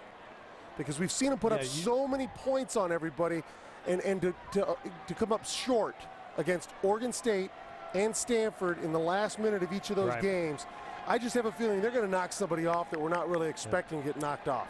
And the flip side is you see Anderson walking off with the way he's walking and being helped, and it's definitely would lead you to believe that it could well have been a cramp issue. Sefele came off in the last series and was having his left ankle tended to. So California down to Brendan Bigelow now as a running back. They go empty on 2nd and 9. And the cross to Allen. Well, that's been money tonight for California. The 10th catch by Keenan Allen. And a big gain for a first down into Cougar territory. Dude, one of the question marks for Cal coming in was their offensive line. Could they protect?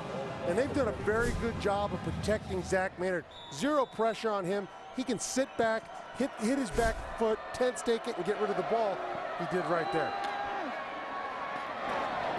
Maynard with a keeper down near the 35. Maynard has completed 11 tonight, and 10 of them to Keenan Allen. I think he has his target. I'm not sure that he's even thrown a ball tonight. Can't remember to either Harper or Treggs, the 2 good freshman receivers that they've used. I don't believe he has. I think you're right.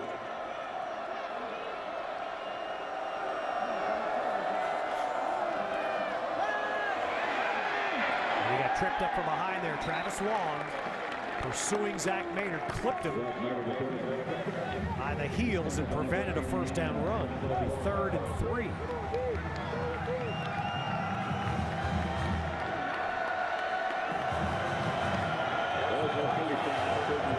Sefele is back in the game. He had his left ankle wrapped and tended to, and he's back out there for California. Allen out wide to the right. Maynard looking for the slant, throws it just off Allen's hands. And now Jeff Tedford has a call to make. 4th down and 3, and he's going to let D'Amato try to kick a long field goal. Ball's laid out there. Allen lets it get into his arms rather than using his hands to catch that ball. I often wonder why receivers don't understand that it's hard to catch a ball with your forearms. Vincenzo D'Amato's career long is 47. This is going to be 52. Giving it a shot in the night air of Pullman, and it is good. He just snuck it over. Wow, and you see the team reacting. A season of some downs, but Vincenzo D'Amato has a big up there. Vincenzo D'Amato, 52-yard field goal, and he hit it at 52.5, right? That's all it needed. But a nice feeling because he had the difficult miss in the fourth quarter at Ohio State this year. It's been the kickers are better than ever, yet there's been, it seems like so many of the Pac-12 schools have had moments with kickers this year for varied reasons. But D'Amato there upholds Jeff Tedford's faith, 52 yards. All I know is I never want the game in the hands of my kicker. Or on the foot. You sound like only 26,000 former linemen that I know.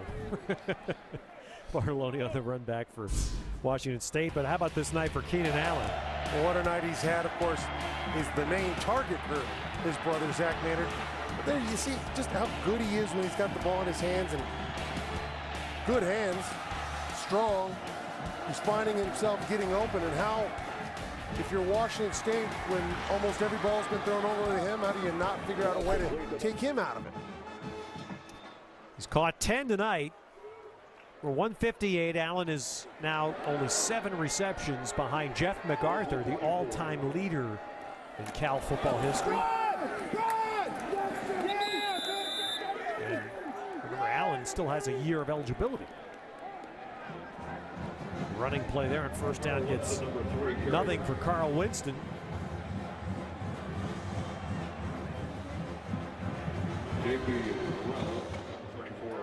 Washington State's offense has rebounded after the first quarter, in which there were 2 interceptions thrown by the starter, Connor Halliday. Toole has generated some drives. And now going deep. He's got a man. Oh, and a terrific play again by Steve Williams.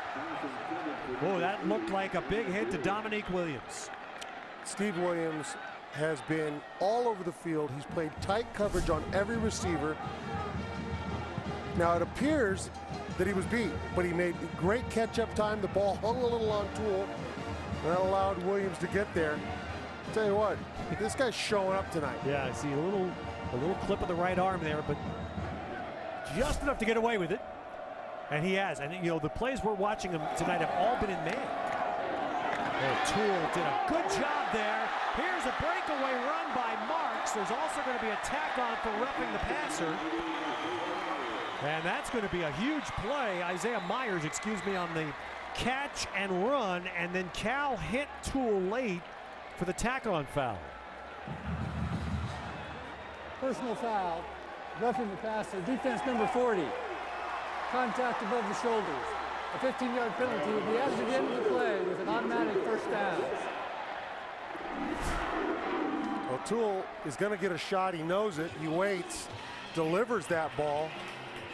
And then between 3 guys, here again, that's fundamentals. Wrap up, take down. Don't go for the big hit. Just wrap him up, take him down. Everybody went in, lead with their shoulder pad. He bounces between all 3 and gets himself extra yardage. And by the time the foul is tacked on, that becomes a 40-yard play for Washington State. Toole going up in the air for Christoph Williams.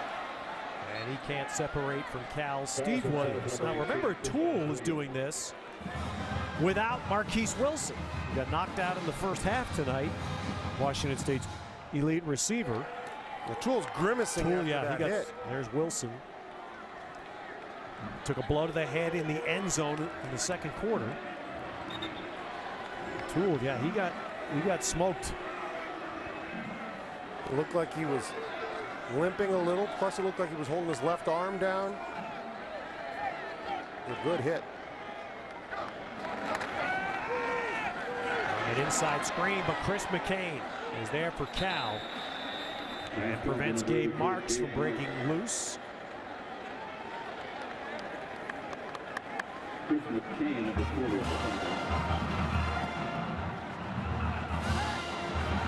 Well, you have to ask yourself again, they went 4-down territory the last time. The same situation, almost identical position on the field. They went vertical for the end zone, and then nothing on 4th down. So 3rd down here. Dominique Williams isolated left. 3 receivers right. That's where Toole's throwing, but he overthrows the long out to Bartolone. And now now with just barely over a quarter to play. And you'd think Mike Leach going to have no choice but to go for it here. And for all their miscues, they're really, you're only down 2 scores.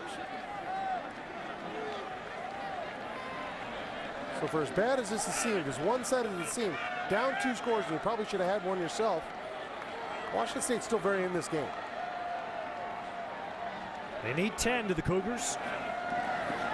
Simone running that slot throw, that ball incomplete, and a flag going to be thrown on Cameron Jackson. Isaiah Myers, the intended receiver. Cameron Jackson, I think, through a lot of his own reaction, is helping the officials. The minute this play was over, he started looking around. Defense number 3. The ball will be placed at the spot of the foul with an automatic first down. The one thing about, let's take a look first at the play. Cameron Jackson in coverage. See, all it is that right hand grabbing the hip. He doesn't have to do that. Unless that's propelling him to make some other play that I'm unaware of. All he has to do is play the space where he was and he'd be fine.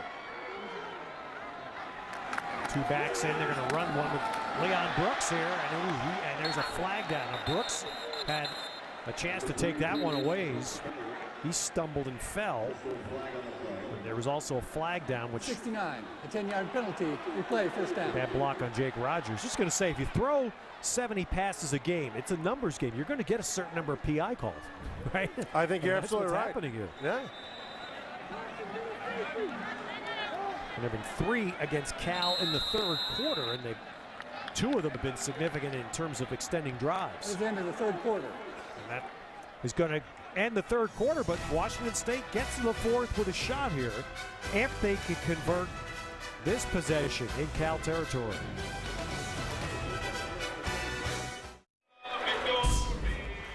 Oh, time for our game recap. Cal running game, got it all going. 223 yards, 2 touchdowns. You see Bigelow there. Cal came out doing it. Marquise Wilson, the weapon for Washington State, unfortunately knocked out on that play right there. That's been a big difference, and Keenan Allen has been the go-to guy for Zach Maynard when he drops back. 10 receptions, unbelievable. And as you see right there, Keenan Allen, 2nd in school history, only to Jeff MacArthur in career receptions. Keenan Allen having a big night. Now the 4th starts. Washington State inside the Cal 40. This has been 2 big penalties in this drive. But a nice throw back to Winston. And he takes it down to the 22. Roughing the passer penalty against Cal. And then the PI.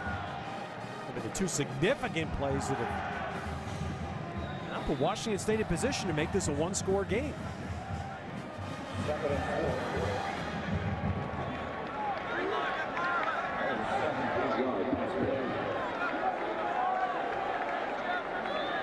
17 yards on the game by Winston, tool changing.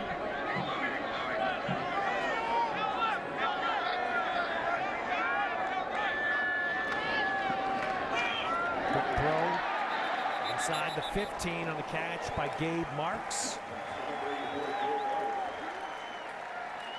This is where those words that we referenced in the first half seem to apply, Glenn. That Toole, very level-headed, excellent demeanor. Operating without Wilson. Operating without his #1 target. Very precise. You watch his footwork, it's precise. The way he throws it, when he makes up his mind, the ball's out. Doesn't take as many chances, maybe, as Holiday. But trying to make the smart play.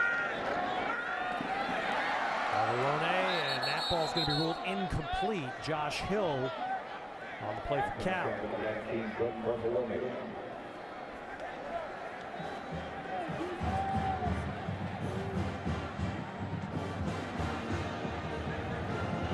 These receivers, you better be in shape.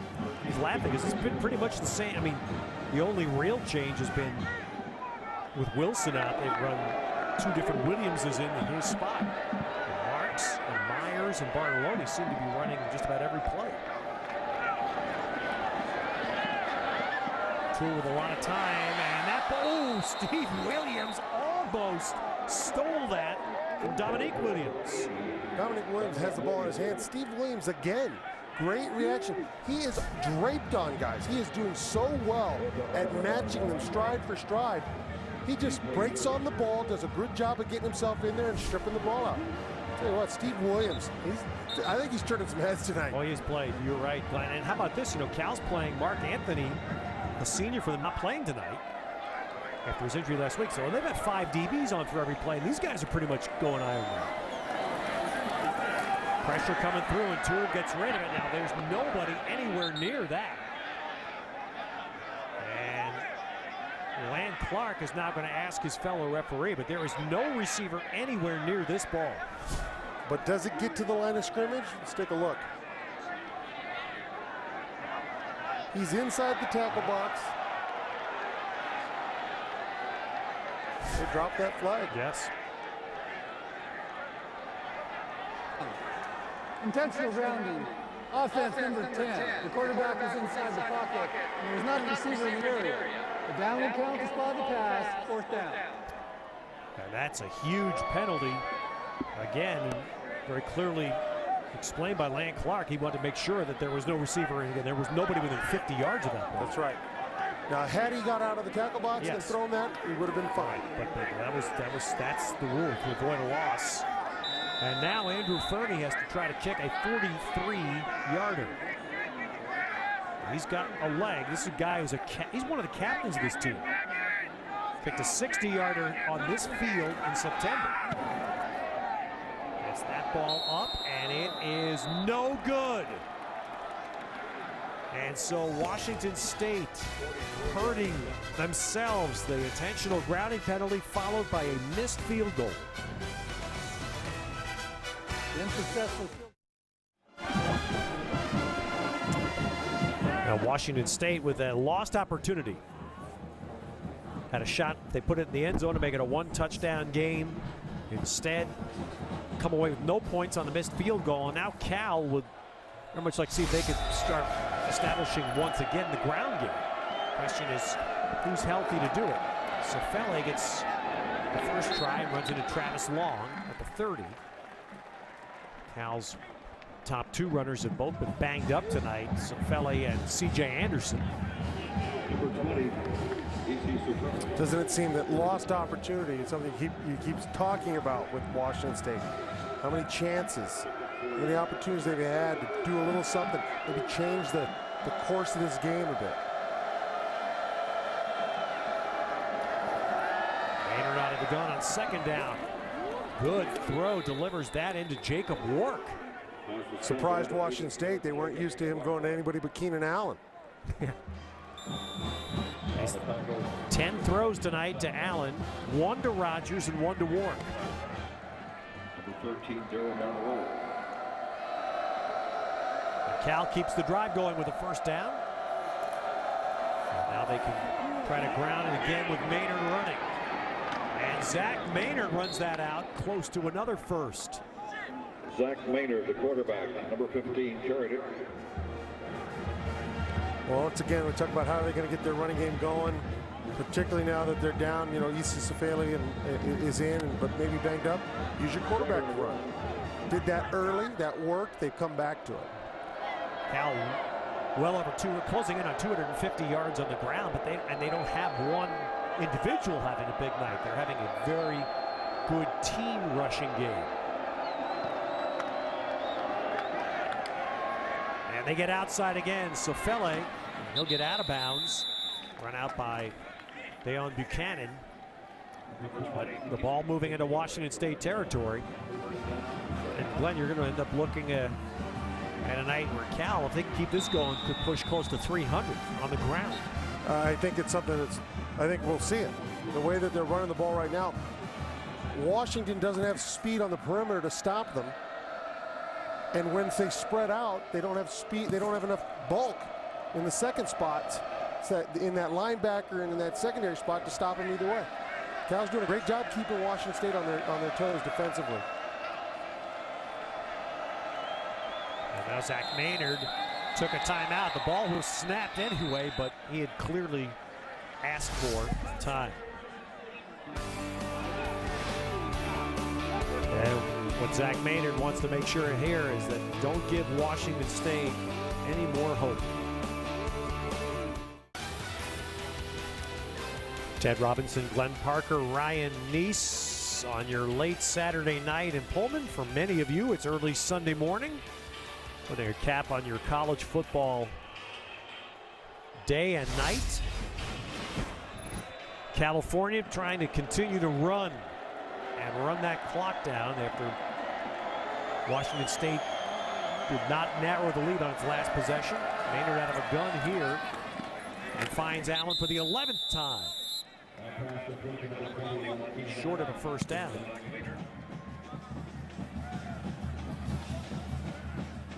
Big night. This is the kind of game that, you know, anybody around Cal football, you have a talent like Keenan Allen, they expected this to be a routine, not routine, but a staple of their offense. And I think as long as they continue to run the ball effectively, it will be. Hard part is if you can't run the ball, it certainly shuts down so much of your passing game. Bigelow trying to get outside. There he gets to the corner again. Well, a good job by Buchanan, the veteran Washington State safety.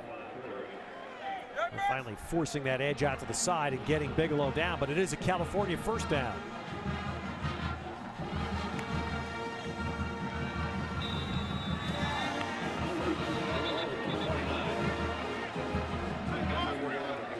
It's funny how the game works.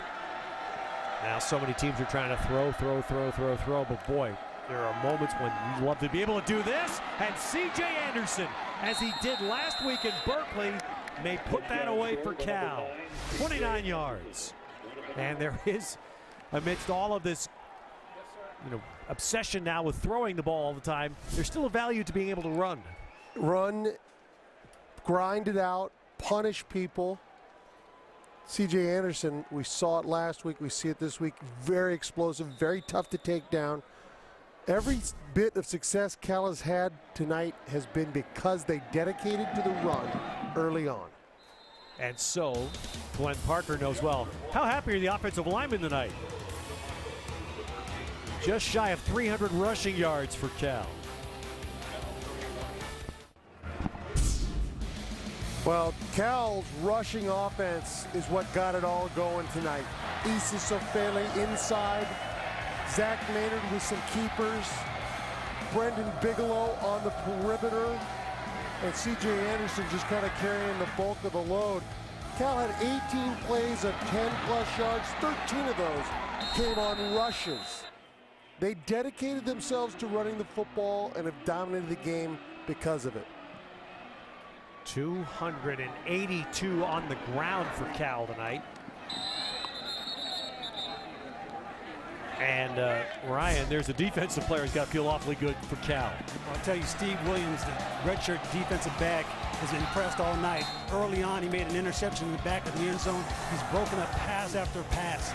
I'll tell you, this kid's really impressed me. He's all over the place. He swarms to the ball. He just does a great job getting his hands on the football, knocking the ball down. I'll tell you, this guy is an impressive defensive back, and this Cal secondary has done a great job slowing down Washington State's passing game tonight. He has to be a candidate for Defensive Player of the Week the way he's played tonight. In the first half, that was against Marquise Wilson in man coverage, making those plays.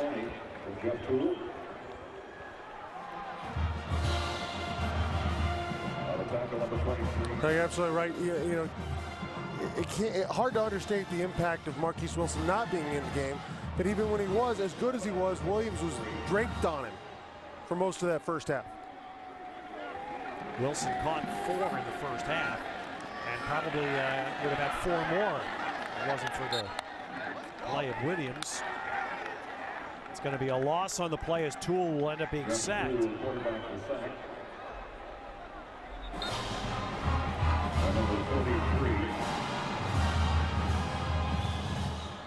Dan Champarelli. So the Cougars face 3rd and 10. 40, Chris McCain. And Toole looking to the sideline to get the call. 3rd and 10, Moses 85.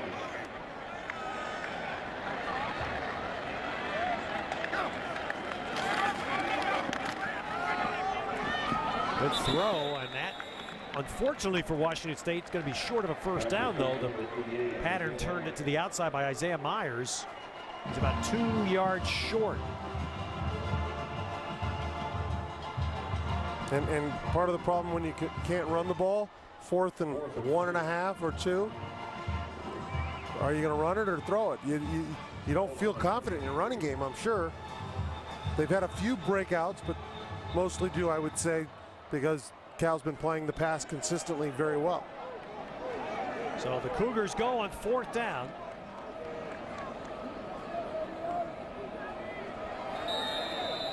And now they will take a timeout.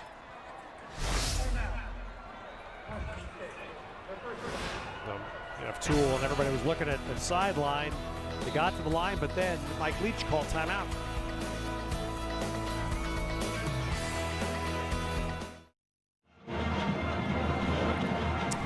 Well, following a timeout, Washington State has come back out. They will go for it on 4th down, needing 2 at their own 33. And this falls under the category of what the heck.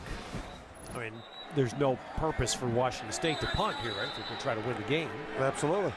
I mean, right. At what point is that decision made? Well, when you're down and Toole completes. And a first down catch by Christoph Williams on the 44th pass thrown by Toole tonight in relief. And how often, I'll tell you right now, Washington State fans, they've got to be excited about one thing. A lot of kids are making plays. A lot of guys are coming up and stepping up and making plays for you. So you're not getting the wins right now, but maybe you're building towards something. Well, they've thrown 53 passes today, Washington State, and hand the ball off here to Winston, and he is stopped in his tracks by Nick Forbes of California. And at the end of the day, if you step back and say, okay, the results are 1 touchdown. Now they've had red zone miscues, no question. But all of this throwing, at some point you want to see it generate the points, right? Absolutely. Okay. You can't just simply talk about we moved the ball well. You've got to score. We've seen it time and again with good offensive teams between the 20s. Move the ball up and down, up and down, up and down, and not get it in the end zone. Now, granted, they had chances in the red zone, and not just miscues, but drop balls. Right. Chances were there. So while you can say, does it always work in the red zone, or does it not always work in the red zone? They've had their chances. They should have more points on them. It hasn't all been, they've been stopped. And I will say this, with this last pass here to Simone, incomplete though, it highlighted one thing that I found intriguing. We showed you the number earlier, the passes thrown by distance by Washington State on the season. And that knocked out of Simone's hands by Michael Lowe of Cal. A flag down. Toole got hit again and his helmet came off, which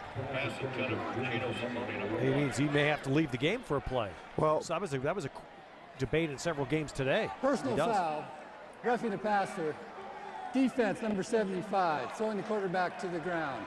A 15-yard penalty with an automatic first down. Number 10 of the offense must leave the game. See, and this rule needs to be addressed. Did not cause the helmet to come off. First down.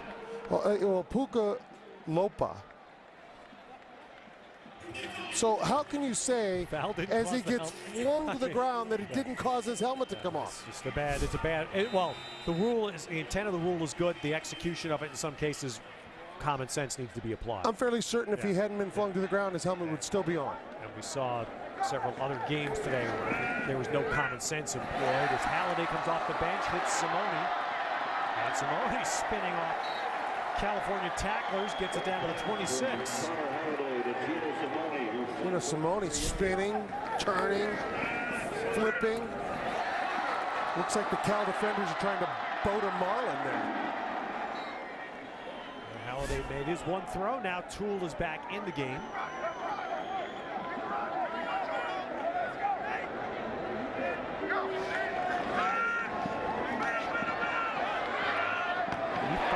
Toole did a nice job of just escaping enough to find An open receiver, Dominique Williams.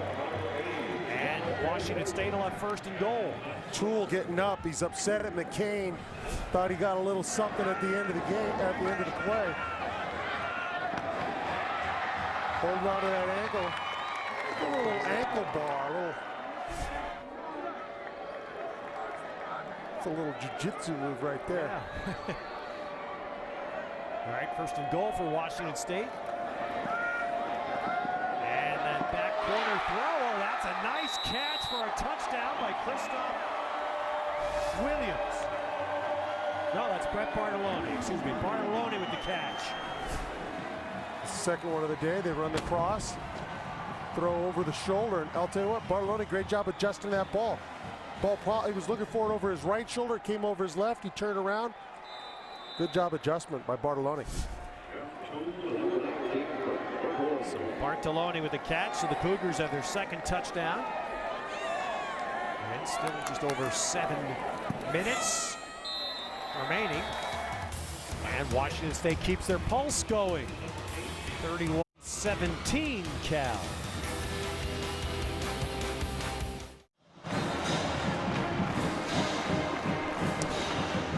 75-yard drive by Washington State, and that's more, as we were discussing, Glenn, at the beginning of the drive, all the throwing, that's what you need. You need to lead to points, and they get into the end zone for the second time. Yeah, you need the explosive plays, the vertical plays, something they were lacking today. They finally got a couple of them there, got them in the end zone. You see Toole, you can see the leadership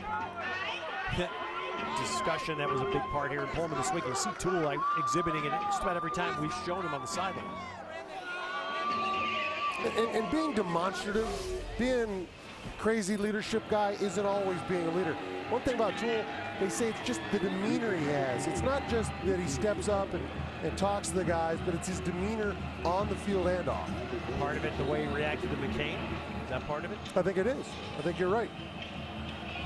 Cal preparing here for an onside. They've got 10 men up. And instead Fernie chips a ball. Cifelli backpedaled to the 5-yard line and stopped short of the 20. Well, here's our Coors Light freeze cam. Back to that touchdown. Little crossing route. Ball's up. Now see, it's over his right shoulder. That's where he's expecting it. That's the freeze. But as it goes forward, he has to adjust, come back over his left, get that ball. Great job by Bartolone to make that grab on the Coors Light freeze cam. So 2 touchdowns tonight for freshman from La Habra, California. Now California out, and again would expect that string some first downs together, try to run some clock. CJ Anderson the first down carry, but Washington State stops that. CJ Anderson, number 9, the ball carrier. Jared Byers leading the surge there for the Cougar defense. And it's interesting, just about the time you start thinking that a team will try to play with the clock. Once again, California goes no huddle. Now they're not going to necessarily snap the ball so fast. Let's see. And they can still run with the quarterback as well. And Maynard finds one of the other receivers. I think that's the first ball he's thrown tonight to a wide receiver other than Keenan Allen, as he finds Chris Harper. Now it's not a first down, so California needs a yard. Once again, they'll go no huddle. They're not even going to try to milk some clock. Bigelow sweeping outside right, and Bigelow doesn't get there. Anthony Carpenter ended up making the play, but Travis Long did his job by stretching it. Hey, you see, they do a good job stretching the gaps, coloring all the gaps. Travis Long out there. As you said, Anthony Carpenter, guys playing off blocks, getting to the gaps, straining it along. That's a great job against a speed guy getting out there. Washington State gets their second 3 and out of the second half, and it'll get them the ball back. And they'll get it back with over 5 minutes to play as Leininger gets the punt for Cal. Brooks will fair catch the ball, and the Cougars will be 70 yards away. They need to go down the field twice. And eventually we'll get to our Pac-12 Network studios for the State Farm postgame report. Wrap up all of this day and night around the Pac-12. And if you've been otherwise occupied on your Saturday, then there were a few things that happened. But we've got the team to fill you in. And I have a feeling we're going to have some frame-by-frame film dissection this week. What do you think? I think you're right. I think that there's going to be some watching of the film, seeing if it crossed over, did it not? There's Toole back to work. And he fires a quick shot to Dominique Williams out to the 40-yard line. By the way, tomorrow will be, we had all the other polls out. Tomorrow will be the first for this season of BCS standings.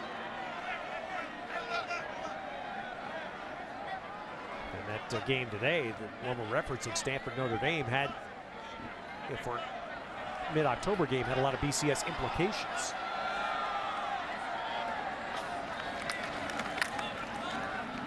Toole high and through the hands of Bartoloni.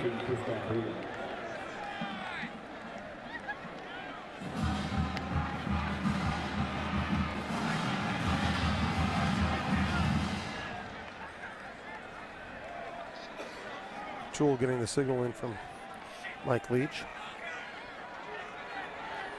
Yeah, it looks like it's just Leach. I'm trying to read this myself. It's something like Cal will have 3 different people signaling. Yeah. And Coach Lee said, we're not elaborate. We just got to do what we do. Nice adjustment there, and breaking Myers, and he's finally swung out of bounds by Sebastian. Well, here's Washington State inside the 25. 36 yards. Well, you know, the back shoulder throw again. Great job, Myers, getting off, making that play, and then avoiding a tackle or two to get himself the extra yards after the catch. Defenders have to tackle. And a drag over the middle. And a pass almost picked off by Cal. The route over the middle looked like it was going to go to Isaiah Myers, and Nick Forbes just flattened it. And now we've got Lowe hurt for California, Michael Lowe.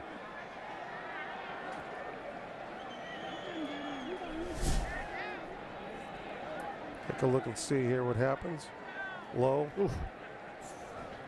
Oh, and then he got hit. Big fella landed right on him. Yeah.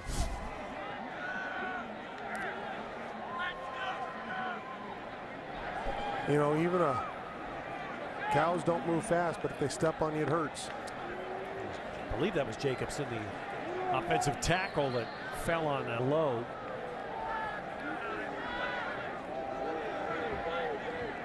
So, as they tend to Lowe, one of the questions, maybe the most overriding big picture question for Washington State coming in was how would they respond? And the way they're playing it, especially in this fourth quarter. Now Toole, guy has been around here a while, very respected player, is leading this charge. But the way the Cougars are playing, given the fact they've lost their top receiver and their top running back tonight, that has to go a long way towards answering the question. I think it goes a long way towards answering the question. I think that for Mike Leach, it answers some questions for him, but I think it also opens up now moving forward for Mike Leach. What does he do between Toole and Holiday? And that's been, and you can imagine how difficult it's been for Jeff Toole, given the fact that, again, he won the job. But he's also in his last year. And if you're a new coach with a new system looking ahead, hence the dilemma.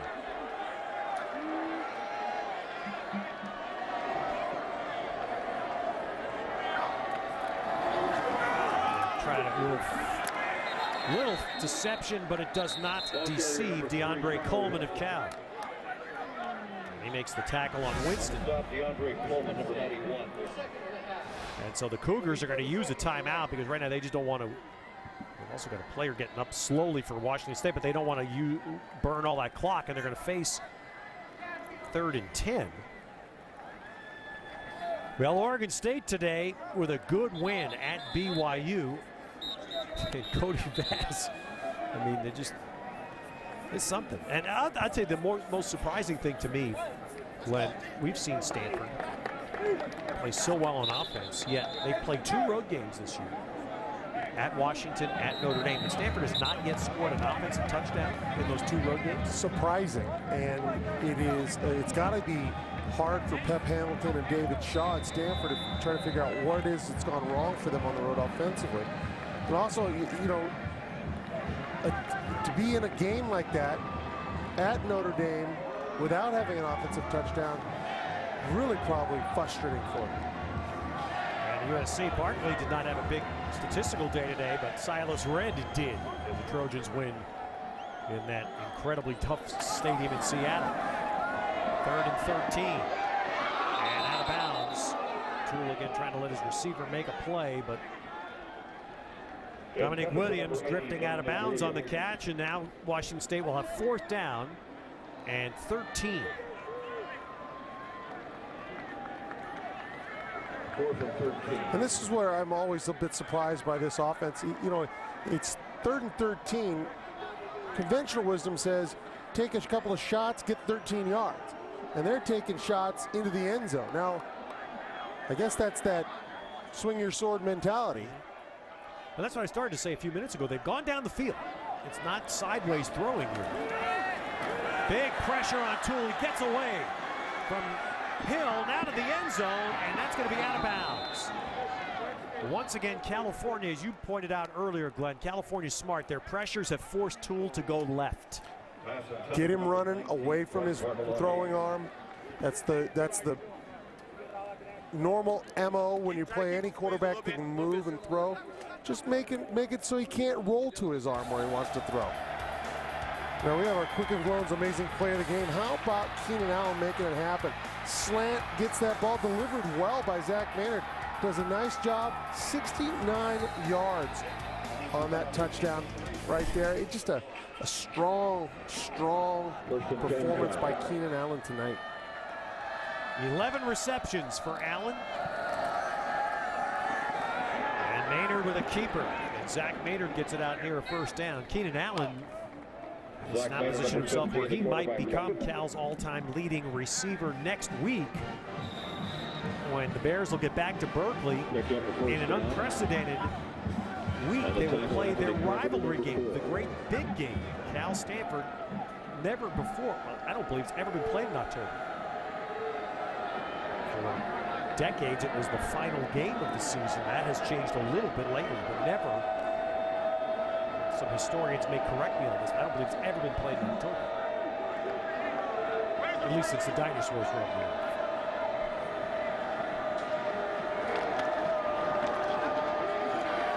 Maynard running the same play and running it well. He gets outside to the 45. And once again, Zach Maynard, number 15. California to just churn that clock now under 3 minutes.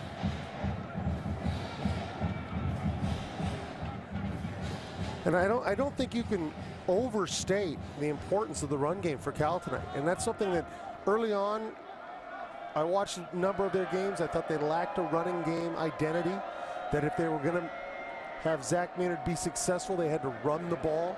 And in the last few weeks, you've seen it more and more. They found ways to get a lot of people involved in the run game and make it so that Zach Maynard doesn't have to make every throw all over the field to beat a team. Anderson with a run, and what we're also seeing from Cal, I mean, you knew USC had McNeil and Silas Red. Two successful backs. There are plenty of teams in the conference that have one terrific back, like Taylor at Stanford, for example. But once Bigelow had his runs at Ohio State, you're looking at Cal with 3 contributing runners. And what I like what they did tonight, they used all 3, and then they introduced Zach Maynard as a runner, a lot more than they had used him in the past. Well, Maynard backing off as Cal gets the game down under 2 minutes, and the Bears look like they will continue their streak against Washington State. Anderson takes it inside the 45. If Cal finishes here, this will be their 8th consecutive win against Washington State. The Cougars last beat California in 2002. And you take a look at that schedule. Obviously, Stanford, big game, anything can happen, but Washington, Oregon, Oregon State, very tough games ahead for Cal. Well, they've got to play the North. That's what's coming up. They've got those 4 division foes from the Pac-12 North still to play. They get Oregon in Berkeley this year. Anderson dropped. Cyrus Cone on the tackle for Washington State. Now Jeff Toole came in tonight, and he got a workout. Toole threw 53 passes tonight. Washington State threw 63 passes in the game.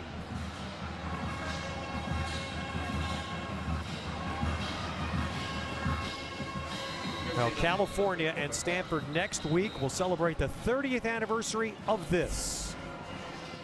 Harmon will probably try to squib it, and he does. Ball comes loose, and the Bears have to get out of bounds. Rogers along the sideline, another one. They're still in deep trouble at midfield. They tried to do a couple of... The ball is still loose as they get it to Rogers. They get it back now to the 30. They're down to the 20. Oh, the band is out on the field. He's going to go into the end zone. He's going into the end zone. Will it count? The Bears have scored, but the bands are out on the field. There were flags all over the place. Richard Rogers there. That his father was number 5 in that. Richard Rogers Sr. was number 5 in that play. One of the many who touched the ball for California. Joe Starkey, the voice you heard, is here tonight. Joe still calls Cal football. Done that for somewhere close to 40 years, and he's down the road from us tonight. Is it wrong that I still giggle every time I see the trombone player get run over? If you had taken that into a studio in Hollywood as a screenplay, right, and had that play written, it would have laughed you out of the office, right? I think they would have. It happened in real life. Well, Cal and Stanford, and the rivalry is intense enough, as they all are. All college football rivalry games are like that. Cal Stanford is just as fierce and intense, more so because in the Bay Area, sometimes it's a little more selected to find that passion for the college game. Well, there's no lack of passion when Cal and Stanford play. And it'll be in Berkeley next Saturday. And Cal's going to go into that game in a little bit of an up, having won 2 in a row. Cal did a great job tonight finding that running game, making Zach Maynard the player that they know he can be if they can just protect him a little bit. And Cal deserves a lot of credit. They came in here and attacked Washington State and got after him. Washington State on the other end, but Jeff Toole, got to give him credit. The kid has suffered disappointment, obviously not the team he thought he was going to have 5 years ago when he joined it. And through that disappointment, just came out and did a very nice job for them tonight. Well, Keenan Allen with a big night. Cal with a big road victory. And let's hear from Jeff Tedford with Ryan. Coach, you've had a big road victory tonight. You guys were very successful on the ground game once again. How were you guys able to put up such great numbers in the run game? Well, I thought Coach Arroyo called a great game. The guys up front blocked really well. I thought Zach made a lot of good reads and pulled it down for some positive yards, and the backs always run hard. Coach, you've won 8 straight against the Cougars. What's led to your guys' success through that streak? I don't know. It's just, we've been fortunate. Guys have played hard, and I got a lot of respect for the Cougars. Coach, good luck next week in the big game. Thank you.